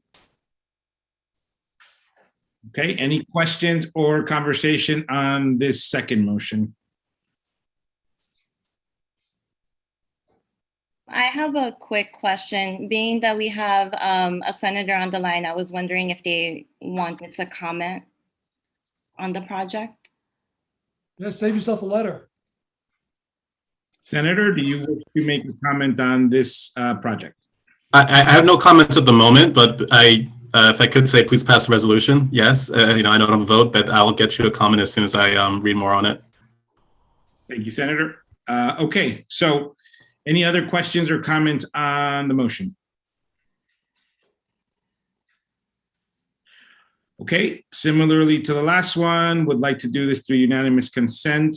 And Cindy, you're not participating, correct? Okay. That's right. That's right. Okay, so are there any objections to moving this through unanimous consent? Okay, hearing or seeing none, motion carries with unanimous consent minus Cindy Vanden Bosch. Thank you. Okay. Last meeting was last week. We met to hear and review the presentation by Steiner Studios on the design application for the New York City Public Design Commission, PDC. Complete minutes for that meeting have not yet been sent to all board members. Sorry about that. It will be by the end of the week. So Doug Steiner presented. The presentation included workforce development information about the site, such as the studio working with SBIDC, Brooklyn Workforce Initiatives, the mayor's office of, I don't even know what they're called anymore, the movie office at the mayor's office. It's MOMA. For job training and placement, a 10-week internship program, a 25% MWBE construction hiring goal, annual funding for a $2,500 square feet of space for nonprofits addressing racial equity in film and TV, programs to address underrepresentation of women in the field, and a total of 2,200 permanent and 1,200 permanent construction jobs, unionized workforce, and a high average pay and benefits for those employees in the industry. The design plan includes keeping the two buildings on the south end of the campus and demolishing the red brick building at the south end in order to construct two new buildings, creating a parking structure for about 550 cars and two sound stage buildings. The stage buildings have a mid-rise 7-story level, which I believe is about 110 or 120 feet. There will be a mural on the side of the building facing the water, done with the PDC and community input, an iconic gate that will be put at the First Avenue entrance, a loop road for trucks, a substation, solar roofs, except for one roof that will be a green rooftop terrace, a screen, fencing, and landscaping around the site, a barrier between the north and the south campus, and on the north, along the park, elevated for flood protection, a rain garden will be included in the design. They are hoping to start construction in the spring. A lot of questions and concerns came from attendees, including the daily truck traffic, commitments from Steiner Studios to encouraging the use of electric vehicles, those trucks, access and safety for the relocated pedestrian and bicycle park entrances to Bush Terminal Peters Park on 51st Street, restoration and preservation of the World War II Memorial located on the Port Authority property at the south end of the campus, and plans for stormwater management, the amount of solar power generated in excess of the studio's requirements, and whether or not that power can be shared with the surrounding community, mandates for local hiring, outreach to the specific characteristics of our local community. We are not the Brooklyn Navy Yard. It's a different neighborhood with different needs. Overcoming language barriers, routing for Steiner's truck traffic, proper signage for pedestrian safety, collaboration with EDC, Port Authority, and DOT on the new entrances, the upland view being protected from public viewpoints such as Sunset Park and not being corrupted, obtaining reliable upfront data on local job hiring and statistics. After the presentation and the Q&A, the committee discussed it, and I asked for a resolution stating that Steiner Studios presented to the board. We'd already previously supported the location of Steiner Studios at the site, but the resolution that I asked for at the committee level and that was voted for unanimously simply states that Steiner Studios presented their design plans to the community board, and we have the following concerns. Those concerns were the ones I stated from discussion and Q&A with Steiner Studios, and asked that PDC that they be addressed before approval. And that would be that's the resolution. And I presented to the board. It was voted on unanimously by committee. Okay, just very quickly, can you repeat it? I'm sorry. One last time. Was that too fast? The resolution coming from the committee is not a support letter for the Public Design Commission. It is a letter stating that the Steiner Studios presented their plans to the board. The board in turn has reviewed their plans and has the following concerns that we would like to be addressed before the PDC approves of the application. Okay, so just to be clear, Dan, so it's not a resolution to support or to write a letter of support for the project. It's to write a letter that states that we've reviewed their proposal and that we have, and we're going to enumerate concerns that we have, period. That's the. So the resolution says Steiner Studio did their due diligence by presenting their plans to the board. Got it. The board in turn reviewed their plans and came up with the following concerns. Those concerns keep us from an outright support letter. We'd like to see them addressed before PDC approves of their application. So this is in essence a resolution to articulate our concerns, not. Right. It's the third way. We don't have to support them. I don't think after supporting their site location, well, we could not support them, but I think the best way to do this is this, and asking for PDC and Steiner Studios to resolve these issues before PDC supports them or approves of their application. Okay, so I'm going to entertain a couple of questions or comments before we vote. Cindy. So again, I'm disclosing my business. My business does business with NYC EDC. This is EDC property. And we have also done business, well, technically no, but we've had a business relationship with Steiner Studios at the Brooklyn Navy Yard. So I won't be voting, but I actually did want to comment, which is that, we did discuss that the new buildings that, the red brick building that's coming down, there's buildings coming up in its place and they're going to be red brick, which was something that we kind of discussed aesthetically. It's sort of in keeping with the neighborhood. And I just wanted to share that I went down and looked at the red brick building that's coming down. And while I'm usually a preservationist, like I'm actually, I was thinking to myself that, at least in my personal opinion, that the new buildings are going to be sort of beautiful. And it's unusual to see a brick building go up these days.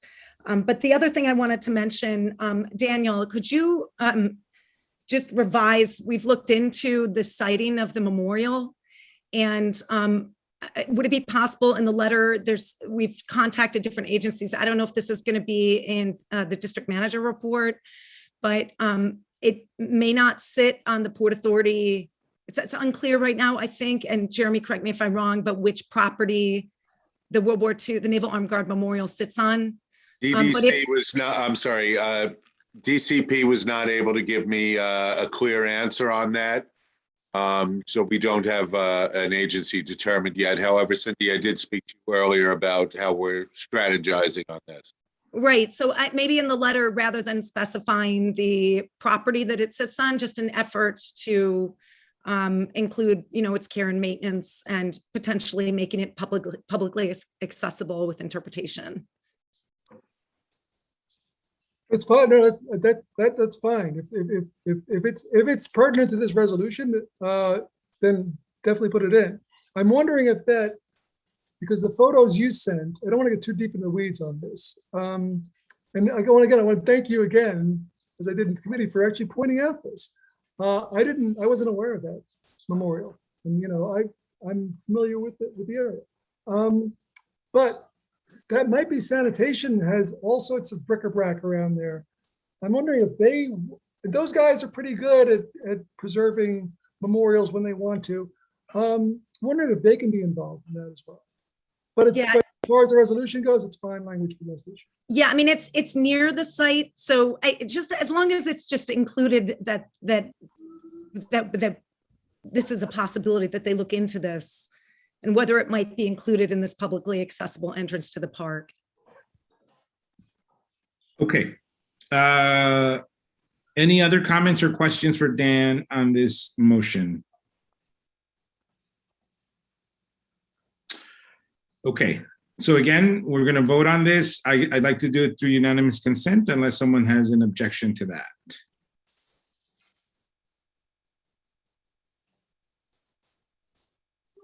Just minus me. Okay, hearing no objection or seeing no objection, motion carries unanimously minus Cindy Van den Bosch. Thank you. Is that it, Dan? That's it. Thank you very much. You better. Okay. No vote is required for youth and education, the Education and Youth Committee. Is that correct, Julio? Correct. Refer to the minutes. Yep, we'll refer you to the report. No vote required for the Special Subcommittee on Last Mile Trucking Facilities and joint meeting with CB6. So I'll refer you to the written report. Katie does have her hand up though. Oh, Katie, go ahead. Sorry, I'm trying to take my video off, but it's not, slow to work. Okay. Thank you so much, everybody. Good to see you. I will be very brief. The Special Committee on Last Mile Facilities, we had our meeting. It was a joint meeting in July, and I would encourage you to look at the minutes. They're very detailed in terms of the concerns that have been raised. This was with CB6, with the Red Hook community. In essence, you'll see the executive summary that's in there, but you had the Department of City Planning and the Department of Transportation stating that they have no ability to do anything because these are as of right facilities. And then you had several elected officials who came. Others did not come who were invited, and some agencies were invited who did not come. And what you started to hear in that conversation were whether there are legislative options at the city and the state level to deal with the impacts of the last mile facilities and the last mile facilities themselves. So I want to come back to this committee, this Community Board 7, and have our last mile committee meeting for CB7 in the month of October. There are several folks who were appointed to this. I want to encourage you to come to the committee. I will make sure to circulate it again and get you invites if you are not on the committee and you want to join, because this has far-ranging impacts for all of us in CB7. Please join. We need you. And I want to be able to then come back to the community board with some more tactical, specific steps that we can take as a community board. So this is a very urgent and concerning issue that continues to affect all of us. So I appreciate your support.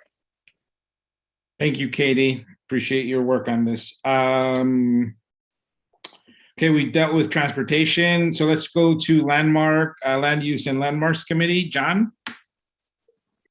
Evening, everybody. Can you hear me? Yep. Hey, so this is a public hearing and land use committee meeting that took place last Tuesday, September 14th, on Zoom. The subject was Greenwood Cemetery and the long-running saga of the visitor center that is going in at the former Weir Greenhouse at the southwest corner of 25th Street and Fifth Avenue. The board remembers, the old timers on the board remembers this first came to us in December 2013. And over time, things have progressed slowly. Unfortunately, they've had issues with the greenhouse construction. They've had 3 contractors and several redesigns to get it right. They believe that they have that underway and are hoping to finish that in the next several months. What they came to present to us was now a new massing for a visitor center that should wrap around the greenhouse on the south and west sides. And the reason why they have to come to the board is because it overlaps the landmark site of which the Weir Greenhouse sits on. So therefore, the board has to vote on this in order for them to go to landmarks in the October timeframe. So Richard Moylan presented from the cemetery. They said that over 600,000 people have come to the cemetery over the past 18 months, which is great. Because that equals the number of people that are buried in the cemetery. As we all know, the cemetery has become a place for culture and history.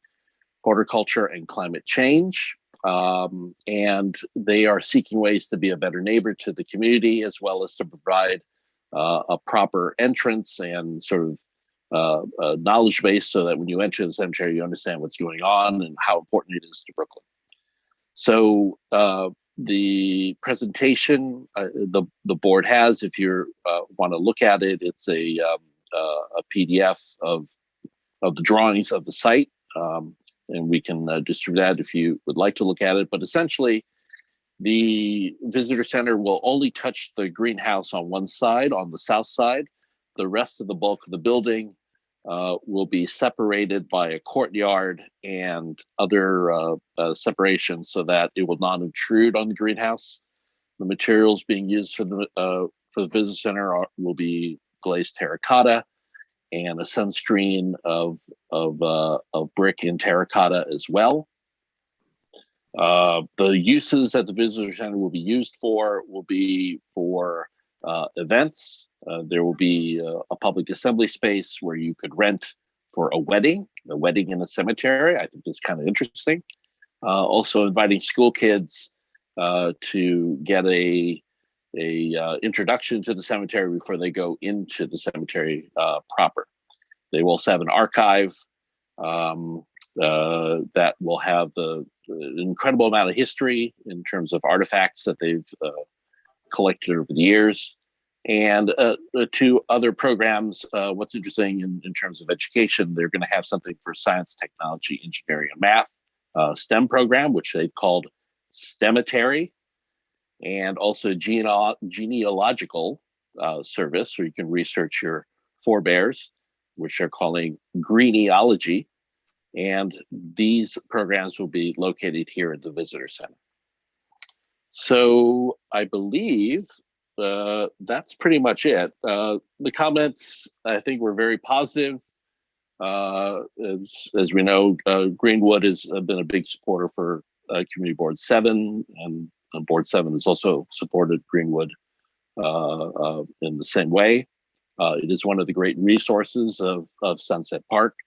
And, one comment that did come up is that Sunset Park is lacking for these giant institutions that draw people from all over the world. And Greenwood is one of those types of institutions here in our midst. So the committee voted in full support of the massing for landmarks. And we're asking, that was the recommendation that we're putting to the full board tonight. Can you please repeat the recommendation?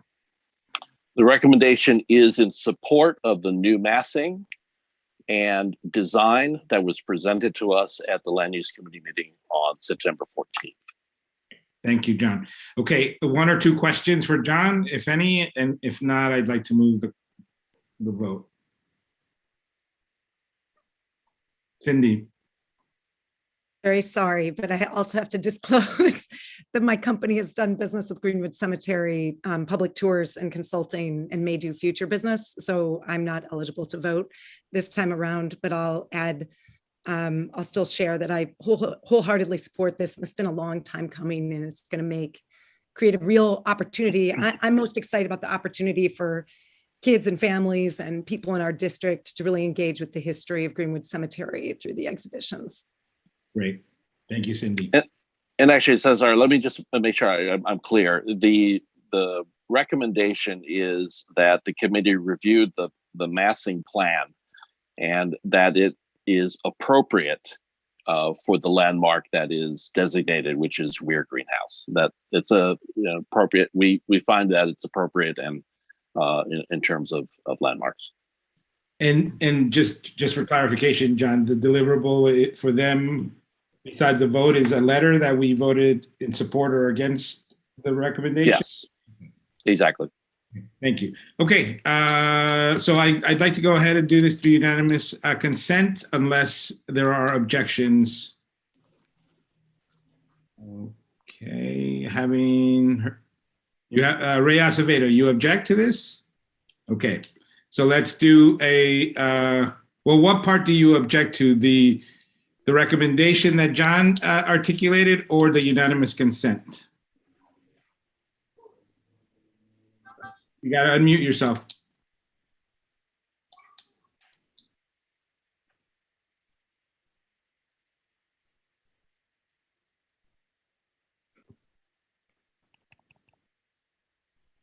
Ray, you appear unmuted, but we cannot hear you.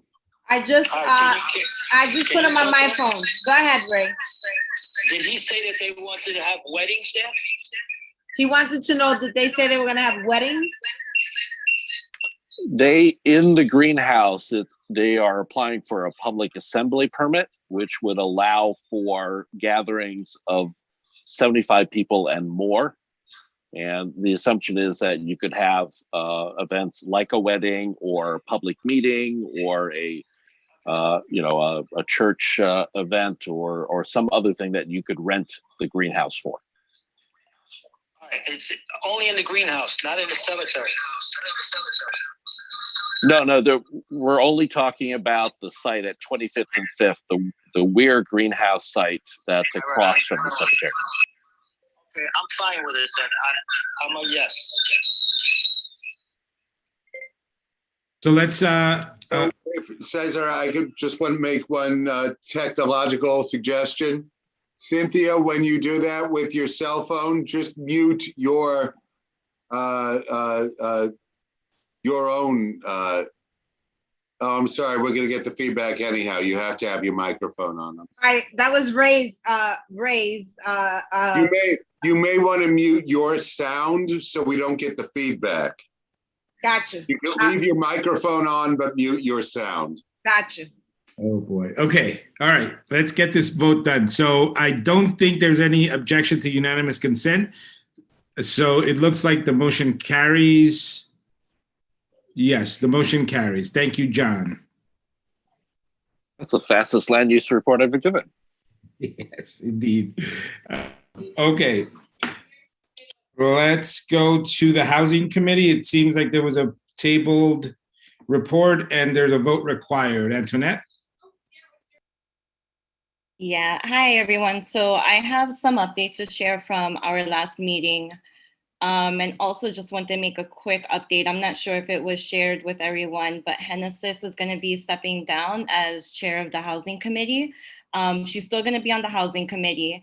So I'm going to be filling in for her as chair of the Housing Committee. But again, she's still going to be actively participating on the committee. So just some updates to share. And then we also have one item to vote on.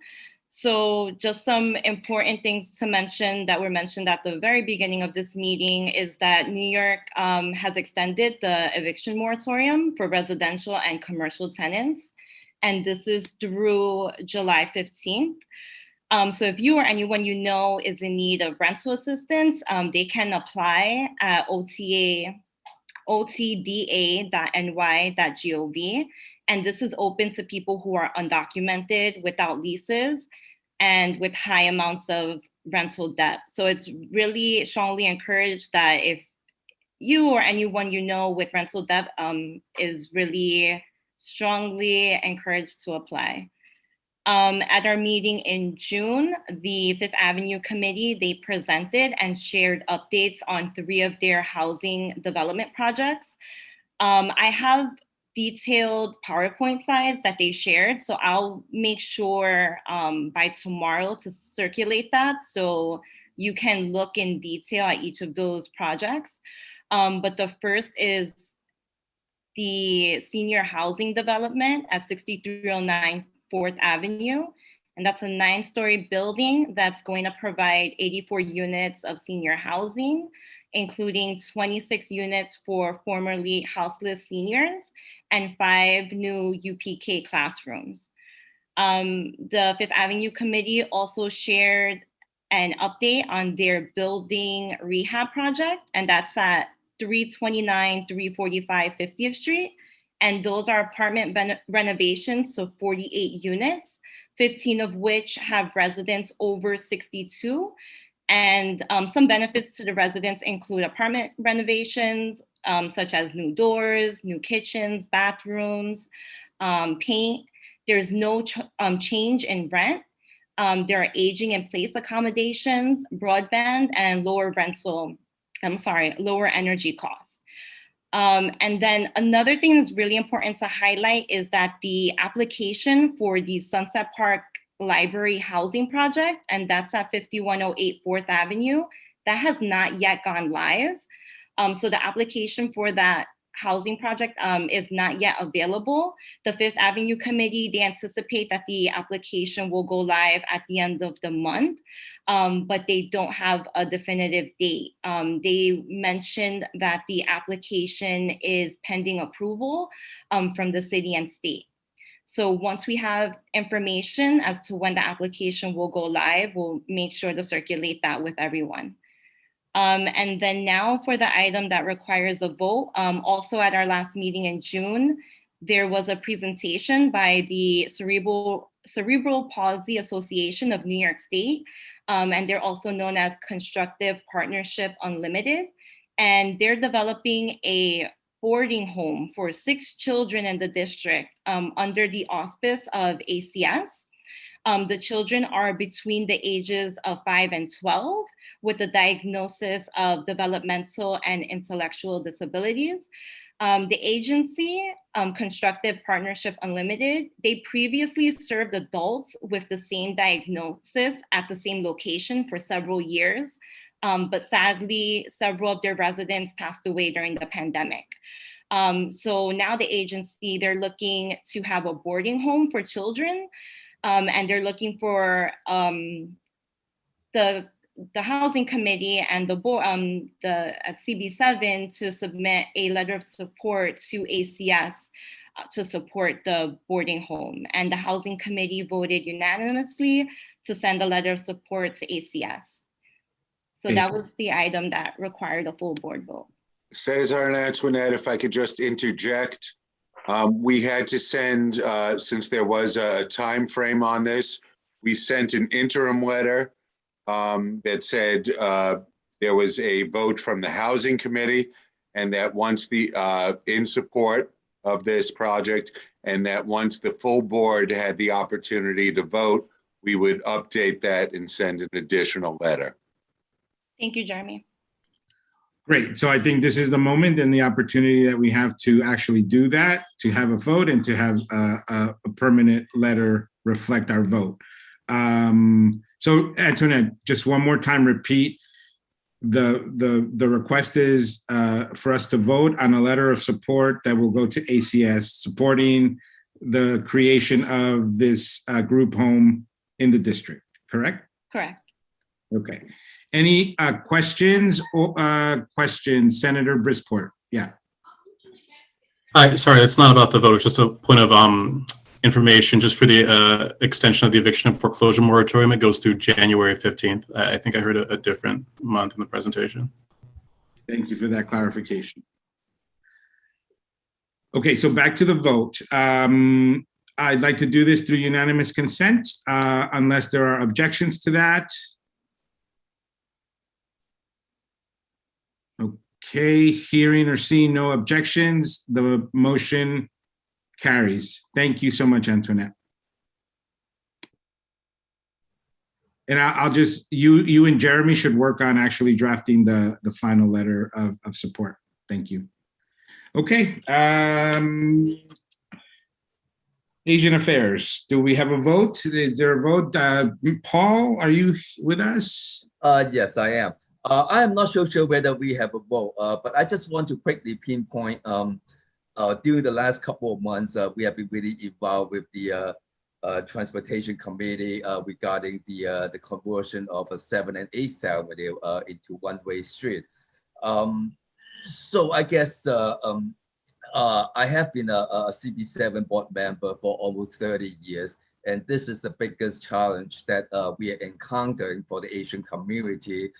So I guess the community has been really fighting with the DOT, working with the CB7, 10 and 12 to try to make sure that the DOT will understand our concerns. But however, time after time, they just are presenting the same proposal. And for the first couple of the public hearings, they just would not allow public to speak. Whenever they hear something that they would not want to hear, they would just mute the audience and the speakers. So I'm very happy that the CB7 is able to really create a hybrid meeting for the next Transportation Committee, which is taking place on October 5th. That would be the second opportunity that we are able to really talk to the DOT face-to-face to make sure that they understand our concerns. Accordingly, they don't, of course, as you know, that they don't really need our support. At the same time, I think they're able to start their project as soon as October the 9th or the 10th. So I think the upcoming public hearing or the presentation by the DOT is very important to us. So we really hope that the committee board members will attend the October 5th meeting to really express our concern. And we are really hoping that by working with the elected officials as well as the committee board 7, 10, and 12, we'll be able to really win our fight with the DOT. In addition, I just want to talk about for the last couple of months, the committee has been really working with the small business along 7th and 8th Avenue to try to assist them in doing the reopening, to making sure that they are following all the rules and regulations. At the same time, that they are able to go back to their normalcy to begin seeing their customer coming back. And of course, in addition to the Asian hate crime that has been happening throughout the city, as well as in the Sunset Park and the surrounding area, I think that is really making the community more difficult to really recover their business. In fact, I think even at this moment, a lot of seniors, a lot of people, they are afraid to go out because we always look at that. There are two types of racial profile. You know, the ones that we see on the newspapers, on TV. You know, people are being beat up and things of that nature. You might see that less happening within the last couple of months. But however, if we are talking about verbally spitting on you, pushing you, things of that nature, that is still really happening in Brooklyn, in New York City, and the Sunset Park area. So thank you for everybody's concern, and again, hoping that by working together, we'll be able to really express our concern, and that we're able to make the DOT understand that by making the 8th Avenue and 7th Avenue one way, we do not have a problem. By installing bike lanes, we do not have a problem. But however, by having a 6-foot bike lane, by putting in a 5-foot buffer for the car doors, at the same time creating another 11 feet for the sidewalk expansion. So the DOT is essentially making 7th and 8th Avenue one-way traffic with only one travel lane. At the same time, they're eliminating almost 200 parking spots and expect that there will be no double parking, no truck loading and unloading. And I think they just don't understand the community, and they just want to get everything done before the next administration. So we are hoping that we'll be able to defeat their intention. So once again, thank you for CB7. Thank you for our chairperson, our district manager, the Transportation Committee, and all the board members that have been really supporting our efforts. So once again, thank you. Oh, you just gave half my report. You announced the meeting, which we were going to do tonight. Why don't you give a location too? I apologize. And of course, I received your email already confirming the October 5th meeting. So thank you. We're going to be at the BCA Senior Center. Paul, what's the address? The address would be 545 60th Street, Brooklyn, New York. And I'm going to repeat that in my report, folks. And of course, you will get the information. All right, thank you. Thank you. Paul. Okay, so now we go to a second roll call. Who wants to do that? Hi, Cesar, I have a question. Oh, Jimmy, go ahead.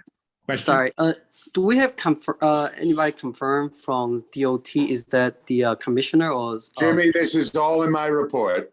Oh, okay. All right, great. And I just a side note to Paul's point that the Asian anti-Asian hate crime, I don't think it's being decreased. It's just less media coverage, lately. So yeah, just make a point of that. Thank you, Jimmy. Okay, thank you. Roll call. Jeremy? Maria? Okay, I will call once again those board members that weren't present in the original roll call. Just to mute yourself, say present, and mute yourself once again. Thank you. So Maria, I'm going to mute everybody, and that's going to include you. And then folks, please, as Maria said, please unmute yourself at the appropriate time. So everybody but me should be muted. Maria, unmute yourself. Okay. Okay, Genesis Aquino. Alexa Aviles. Presente. Thank you. Stacy Boyd. Here. Thank you. Gladys Bruno. Kenny Guan. Wei Ko. Yeah. Thank you. Christina Lem. Paul Mack. Yeah. Thank you. Antoinette Martinez. Here. Thank you. Aurelis Martinez. Gloria Rodriguez Navoa.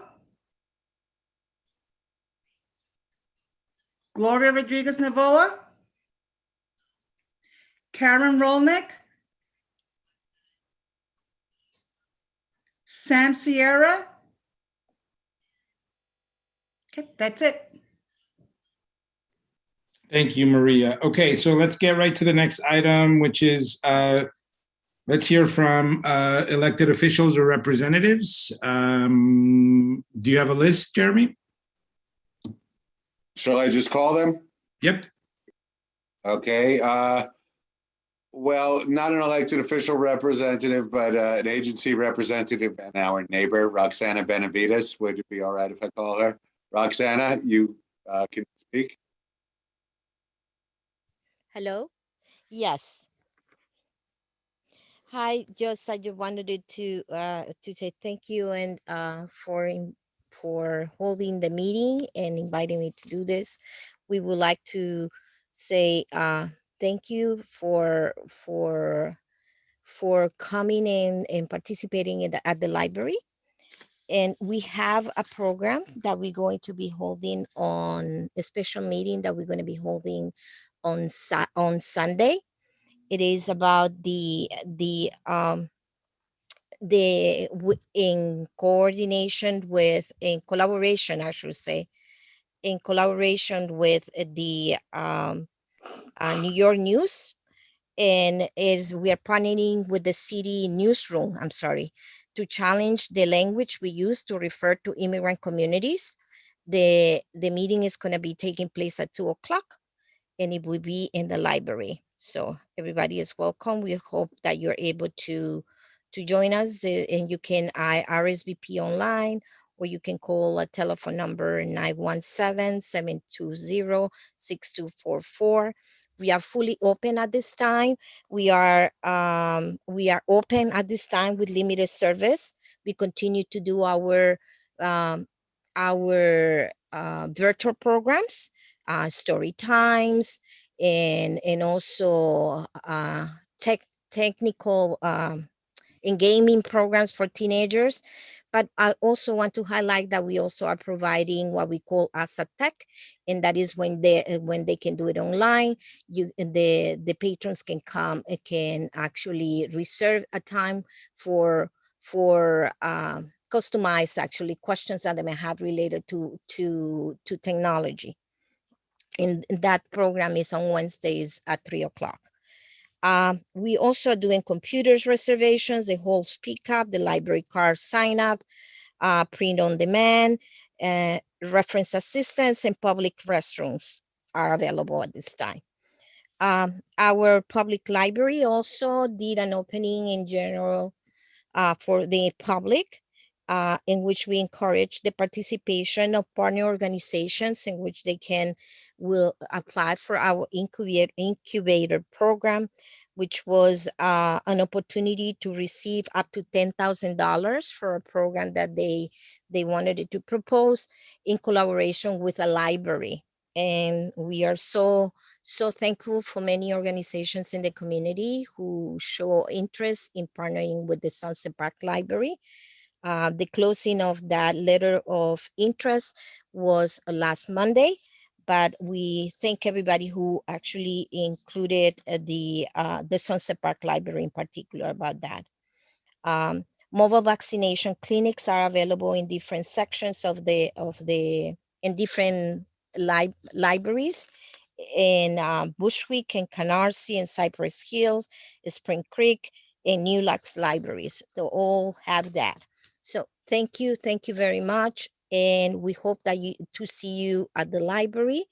And also, if you're not able to come to the library, please do participate in our virtual programs. Thank you.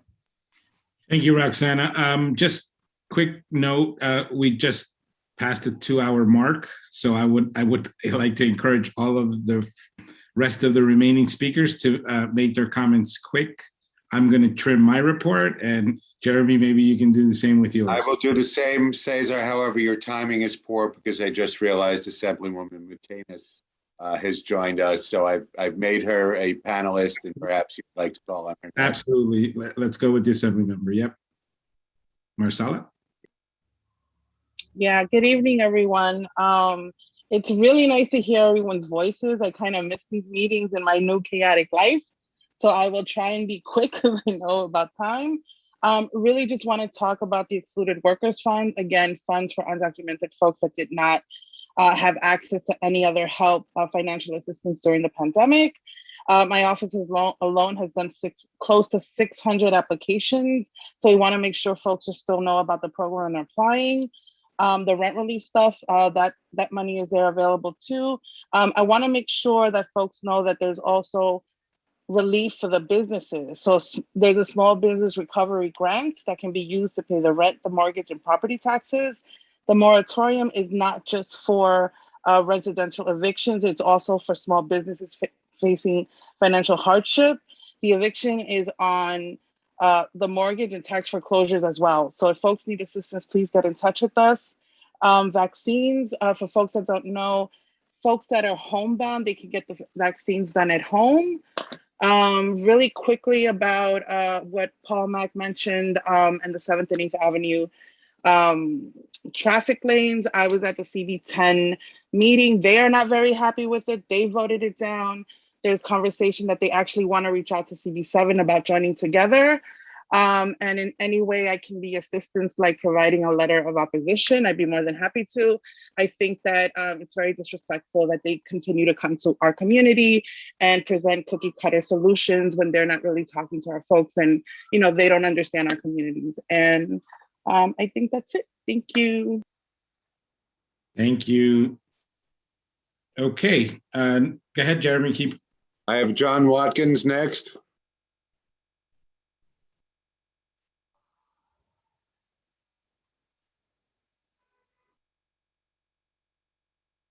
Sorry, John, I forgot I had to give you permission to talk. You could unmute yourself now.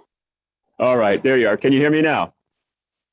Yes, we can. Oh, great. Good evening, everyone. Just very quickly, I'm John Watkins. I work in the Brooklyn DA's office for DA Eric Gonzalez, who sends his well wishes. It's been a very busy summer since we have last been in touch as a body with CB7.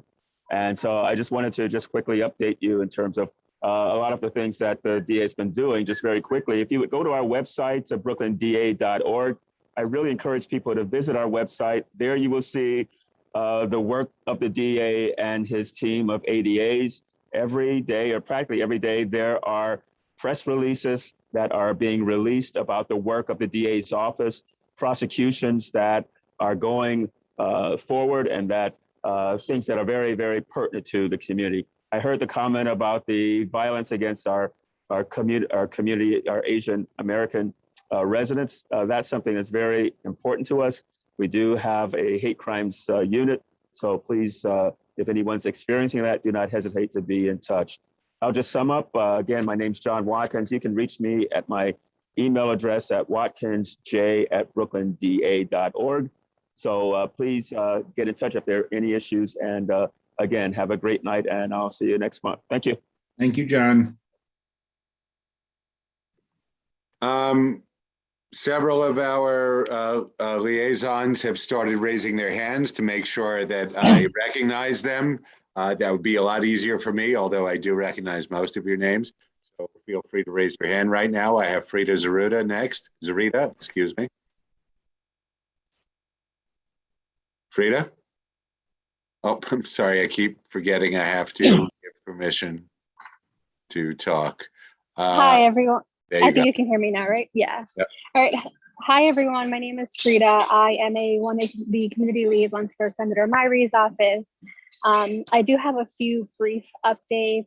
And Assembly Member Marcelo Matenas had already touched up on it in terms of the emergency rental assistance and the Excluded Workers Fund. So our office is going to be doing a series of tabling events throughout our district, and we plan on doing a few in the coming weeks in Sunset Park in partnership with a few organizations. So any more information on that, I'll continue to update you, and I'll send flyers over your way so that we can share to our networks. Another update is Senator Myrie has actually been holding a series of election hearings all throughout New York State.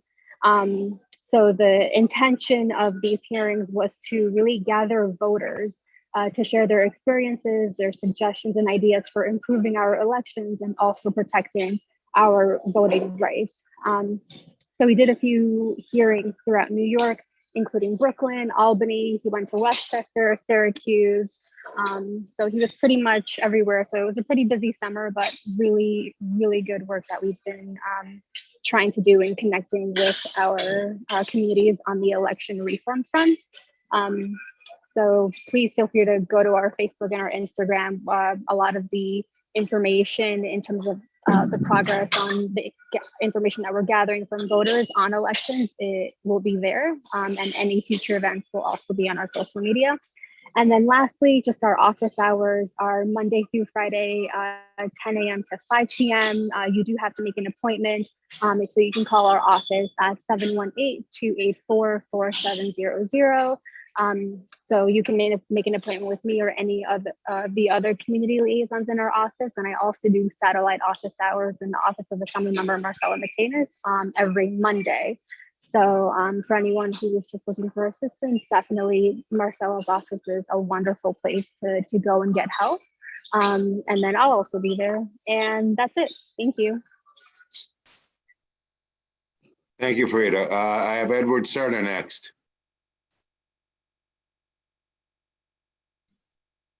Hello, everyone. Edward Cerna, Brooklyn Borough Director for the New York City Mayor's Office. Quick COVID update. As of today, we have over 11 million doses of the vaccine that we have given out, which is tremendous news. As many of you know, over the summer, we have created a $100 incentive for folks to get vaccinated. And we've also rolled out the Key to New York City, again, as a way of pushing these vaccination numbers forward.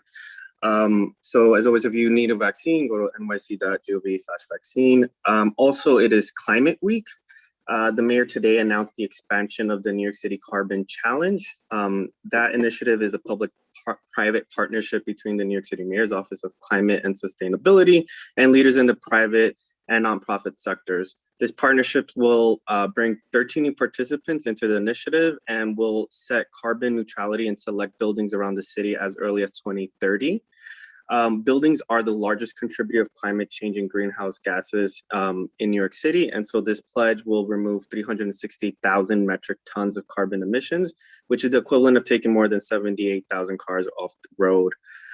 Also, we announced $75 million in new investment for electric vehicles and electric vehicle charging infrastructure around the city. For instance, we're going to be investing in 78 electric ambulances for the FDNY. We're going to be retrofitting 125 existing diesel-powered trucks to be electric powered, and we're going to be replacing 300 electric vehicles, replace 300 vehicles that are currently fossil fueled to electric. So again, this is our commitment to bring the city forward in its climate capacity, or fighting climate change. And then other than that, just wanted to give My congratulations to the Mexican community. It was the 211th anniversary of Mexican independence. It was an amazing concert in Sunset Park, as well as there was a Mid-Autumn Festival, which I also attended, which was beautiful. So for folks who celebrate that holiday in the Chinese community, I hope you spent it well with your families. As always, you can reach me at ecerna@nyc.gov. At cityhall.nyc.gov, excuse me. And other than that, have a great rest of the month. Thank you, Edward. I have Emmett Mendoza Gaspar next.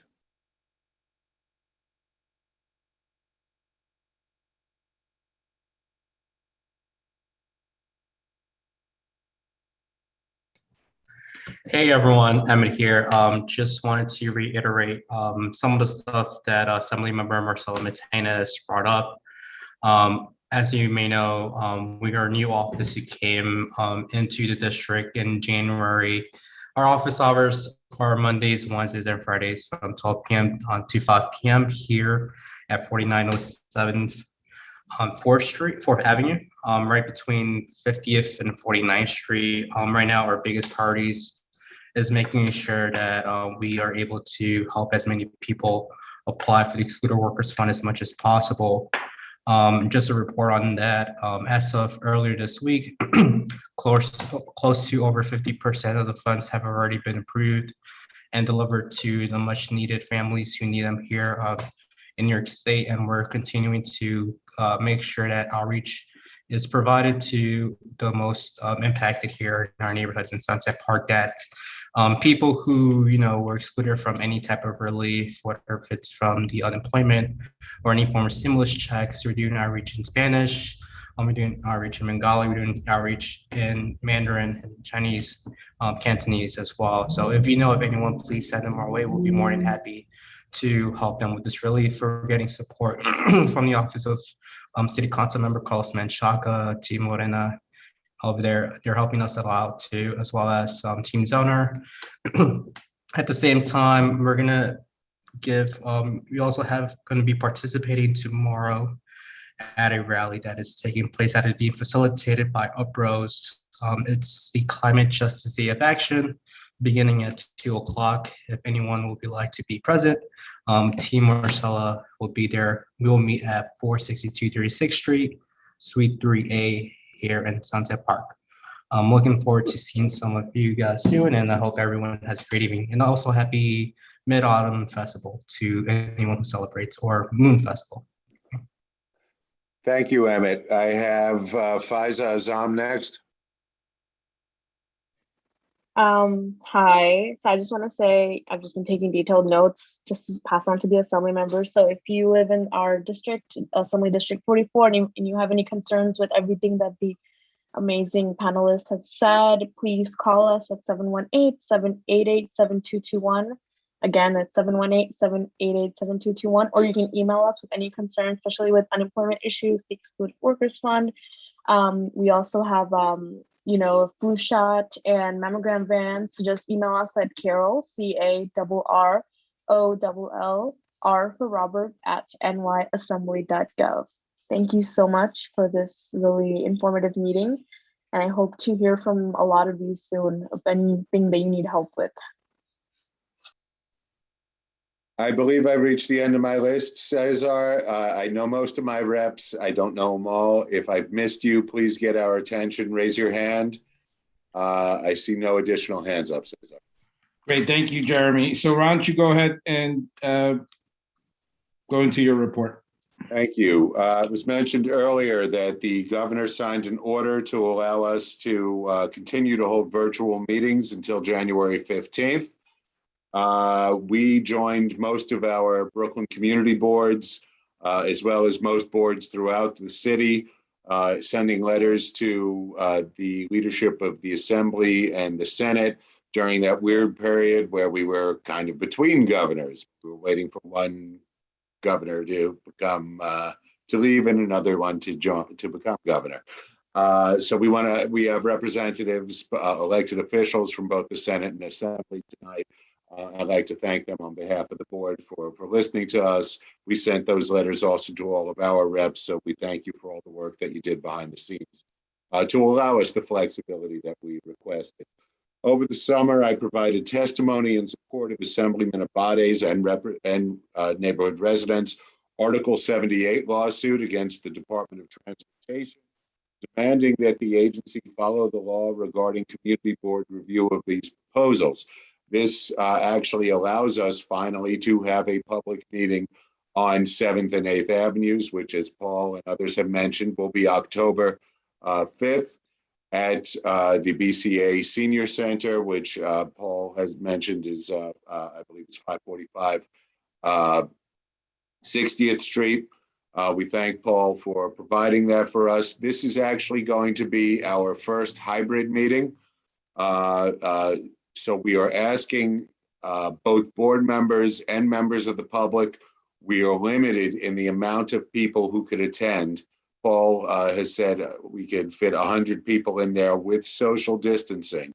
So both board members and members of the public need to RSVP by sending us an email to the board. However, everybody can participate, continue to participate via Zoom. As I said, it's a hybrid meeting. You could be there simply virtually, or you could attend, provided we have enough seats for you, because we have to socially distance. Last week, I met the new commander of NYPD Brooklyn Borough South, along with 7 other South Brooklyn district managers. We all actually spoke about the need for additional truck and vehicle enforcement, including parking enforcement for illegal truck parking, as well as I spoke, of course, about 3rd Avenue and the heavy truck volume and the dangers for pedestrians. And I also spoke to them about the need for additional school crossing guards, as we have a lot more schools than we did in years past, but we haven't seen an increase in crossing guards. Brooklyn South subsequently reached out to us to ask for the locations of where these vehicles tend to park and speed. Zach and I gave them several locations, so we will see if they follow up on that. And I'm hoping that in the next couple of days, we'll hear hopefully some good news about school crossing guards. This morning, I met with DDC to have a preliminary discussion on the upcoming next phase of the 4th Avenue upgrades, pedestrian upgrades, bike lane upgrades, vehicle upgrades, which includes all the cement work they have not done yet, as well as plantings of the medians. We are, as I said, I just met with them today. I need to reach out to Zach because they are looking to have a meeting with us in the next couple of months to have a public meeting to let the public know what's going to happen with 4th Avenue and the new upgrades that are coming, the cement work that we've been waiting for a while. Zach also mentioned that we sent a letter to DOT regarding our concerns about 20th and 21st Streets. Although we did not vote on that matter, we did have some concerns about their project. So without taking a position, we let them know about all of our concerns from that meeting, as well as all of the concerns and support from every constituent who wrote to us. They were actually supposed to start that project last Friday. We sent that letter to them on Wednesday. And Thursday, I heard they were postponing that project. I hope we had something to do with that. Perhaps our elected officials did, but we want them to get back to us, as we do on many issues, DOT, with responses to some of our concerns about this particular proposal. They were supposed to start on Friday, as I said. They delayed it, so they started Park Circle on Friday. You're going to see some changes. You've seen some changes, at least some painting on Park Circle, and they should be finishing up that work in the next few days. Since the last board meeting in June, there have been 31 liquor license renewals and new applications. They're available in the red binder in the office for anybody who wants to look at it. And the police department statistics have been emailed to all the board members. Okay, thank you, Jeremy. I'm going to be very quick. I had a bunch of items, but I'm just going to limit myself down to 2 that I just want to communicate. very briefly.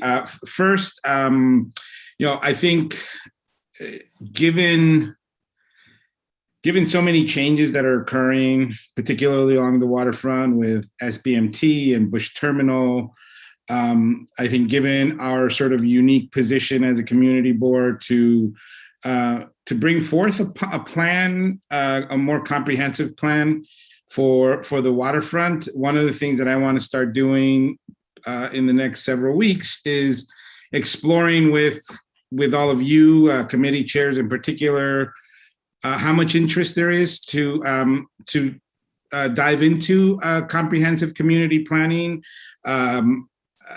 It could be through the 197A tool, and I know some folks have commented that maybe it's time to do an update on the 197A.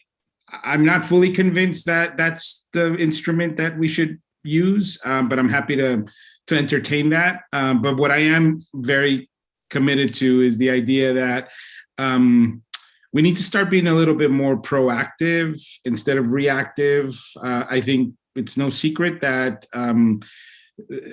Sunset Park is going to continue, particularly the waterfront, is going to continue to be desirable for the existing actors along the waterfront and for new developers. And I just think it makes sense for us to be at the forefront of reimagining, revisioning, rearticulating a vision for the waterfront. So I definitely will be reaching out to some of you to start a process.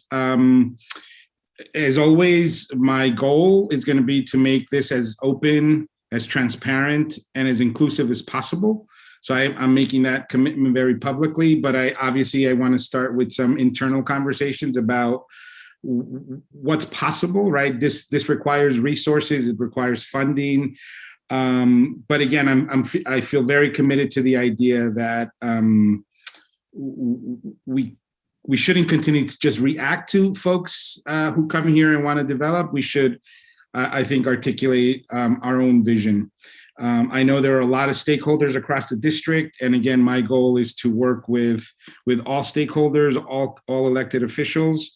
But again, I feel very committed to the idea that we are uniquely positioned to lead such a conversation. So more on that to come.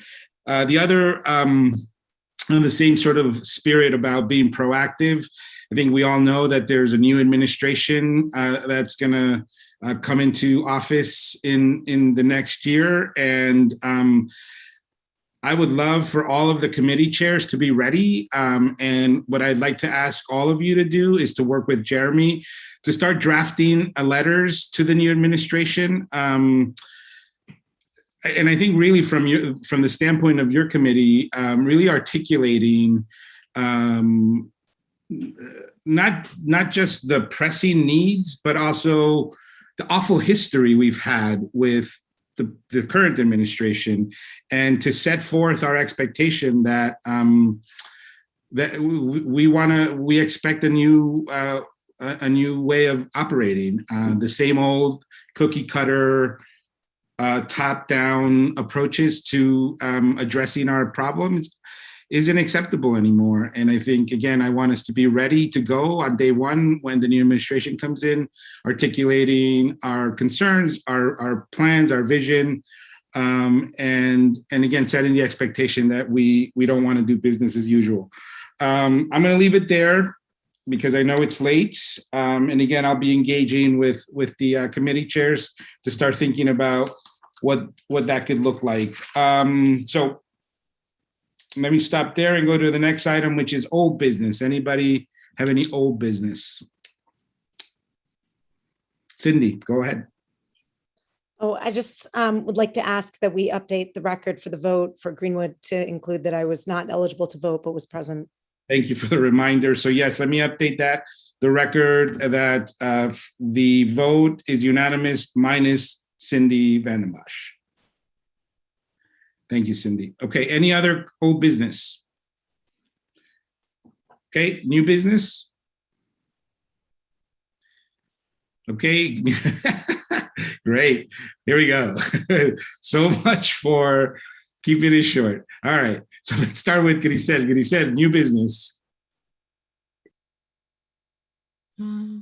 Hi, I don't know what happened with my video, but thank God that my voice is there. So I just want to inform that United Senior Center opened since July. We're providing all the service for the seniors. We only, the city agreed only for the 25% of the population, but the seniors go, they eat breakfast and they eat lunch. United Senior Center also with the SERP program, we have participated in the 24 festival. We're gonna participate this Sunday with the Beat Festival in Fifth Avenue. Also Saturday with the Academy of Medicine in Sunset Park, that will be this Saturday. And United Senior Center also collect a lot of items for the victim of the Haiti earthquake.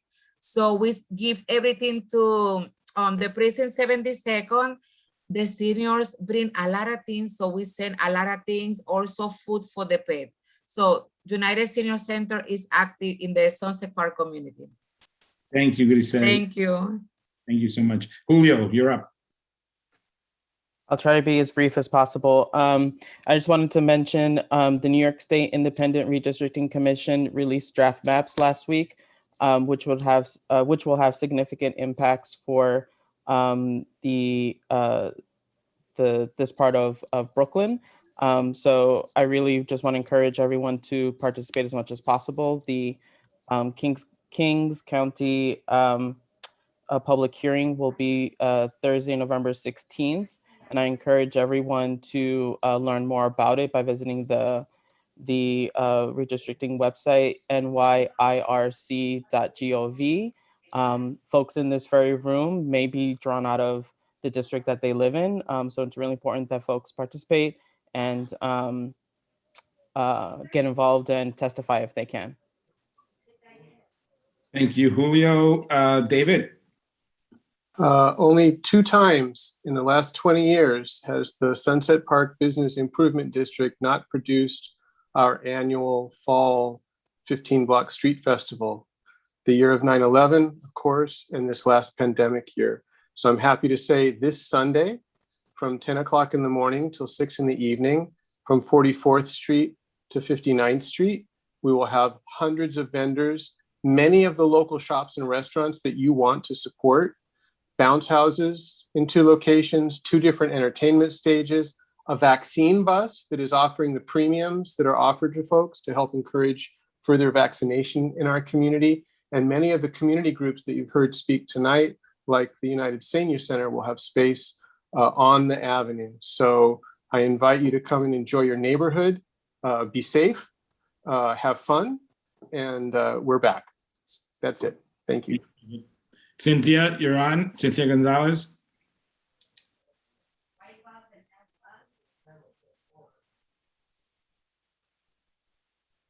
Cynthia?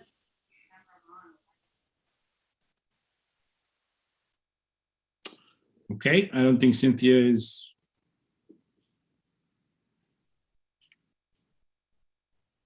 Cynthia?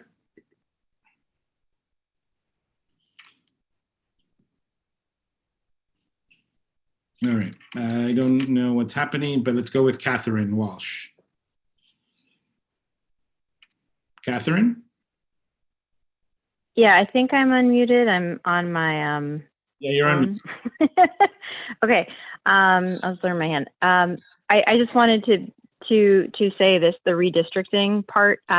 There are several community board members, myself included, who are not in the district lines anymore. And so I did just want to note that it really does affect people who are in this room. And so I just really do want to encourage you to look at those proposed redistricting maps that are just drafts right now. It really does have a difference. And then in terms of what that relationship looks like with the community board. So just do make sure that you take a look at the new proposed draft maps for redistricting, which are in draft form right now through November. Thank you, Catherine. John Johnson? I just wanted to bring up on the circle. I don't know if this is for Jeremy or the Transportation Committee, and it's not technically in our community board. It sits on Community Board 14. We have empty tractor trailers parking in the no parking anytime area on the circle, like someone's just dumping the tractor trailer and then leaving, and it's blocking the lane and making the circle even more inefficient. And also, I just wanted to bring up the conditions of the playground in Greenwood and also in Prospect Park are getting worse. And hopefully we can address that with the Parks Department and the Parks Alliance in the future. Thank you. Thank you, John. I don't see. Yes, sir, could I just say that's a great plug for people to attend our capital and expense budget public hearing in October. Okay, thank you, Jeremy. Okay, so I don't see any other hand. Oh, there, Cynthia, you're. Yes, can you hear me?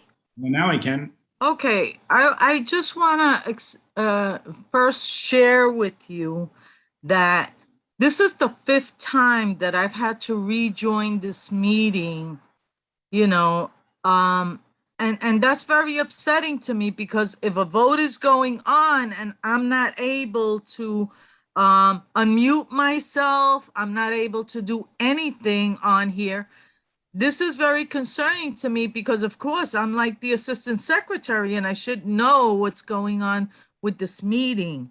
So that's the first thing that I have to say, because I don't know how much of the public is having this same problem that I have had, not just tonight, but I had it in the Transportation Committee meeting the other night, and I don't know what's happening with Zoom.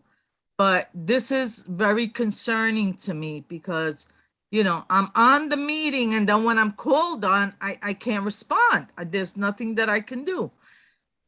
That's number one. So we're going to have a discussion about, you know, these problems that people have in terms of participating with the meetings, you know. And then, of course, the second thing that I wanted to bring up on the public comment, which I don't know if the second public comment ever came on, because the only one that I heard was Roxana. And then we went into you know, the elected official reps and stuff like that. But I did have a comment, and I tried to raise my hand about that. I don't know if it's new business or old business, but I'm going to present it just the same.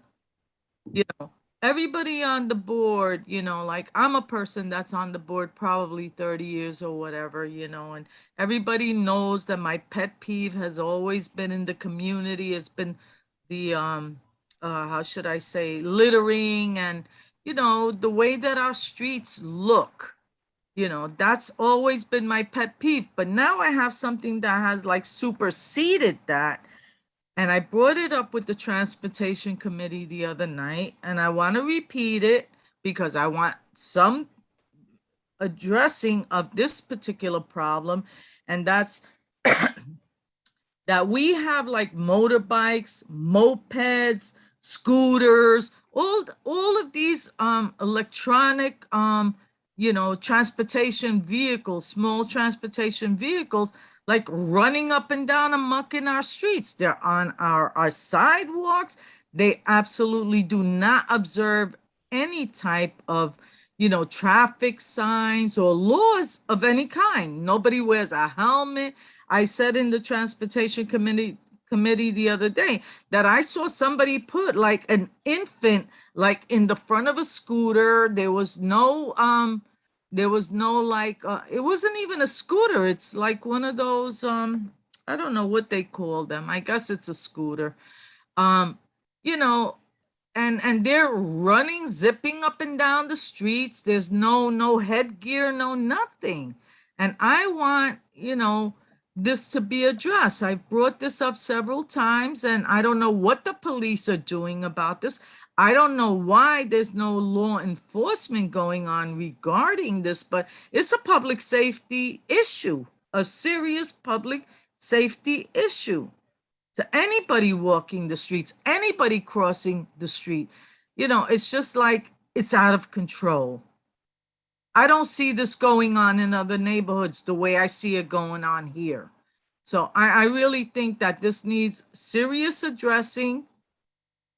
And that's what I wanted to say. I wanted to say that on the public comment because I did say it in the transportation committee, but because the transportation committee has so much agenda, they didn't bring this, tonight to the board.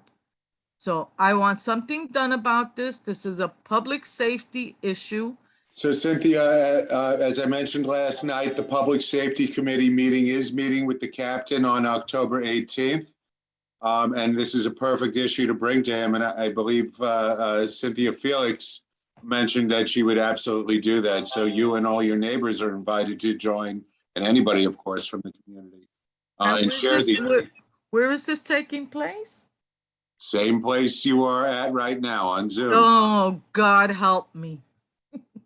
So, okay, let's keep it moving. Cynthia, I'll reach out to you. I'll call you the old fashioned way on a phone. And let's try to brainstorm what's happening with your connection. I'm not aware of a widespread issue with people being dropped out of Zoom. So it may be something on your side, but I'll help you figure that out. I'm happy to do that. So I'll reach out to you on the phone. Thank you. Got it. Okay. Any other new business?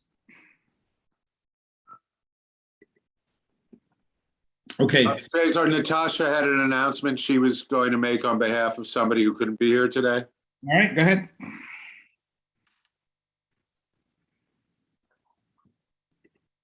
Natasha? Natasha, you have to unmute yourself. Yep, I did.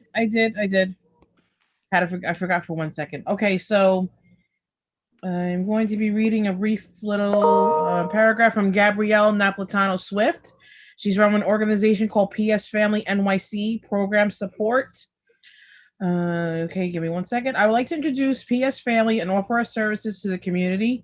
We are an agency funded through the DOE, responsible for managing one of the largest family childcare networks in New York City. PS Family works directly with in-home childcare providers, supporting their businesses and helping families find low-cost and free childcare in Brooklyn and Queens. We provide resources to build childcare businesses with professional development workshops and training, and assistance navigating DOE requirements and paperwork for both families and providers. They are having a free info session on Wednesday, September 29th at 1:30 p.m.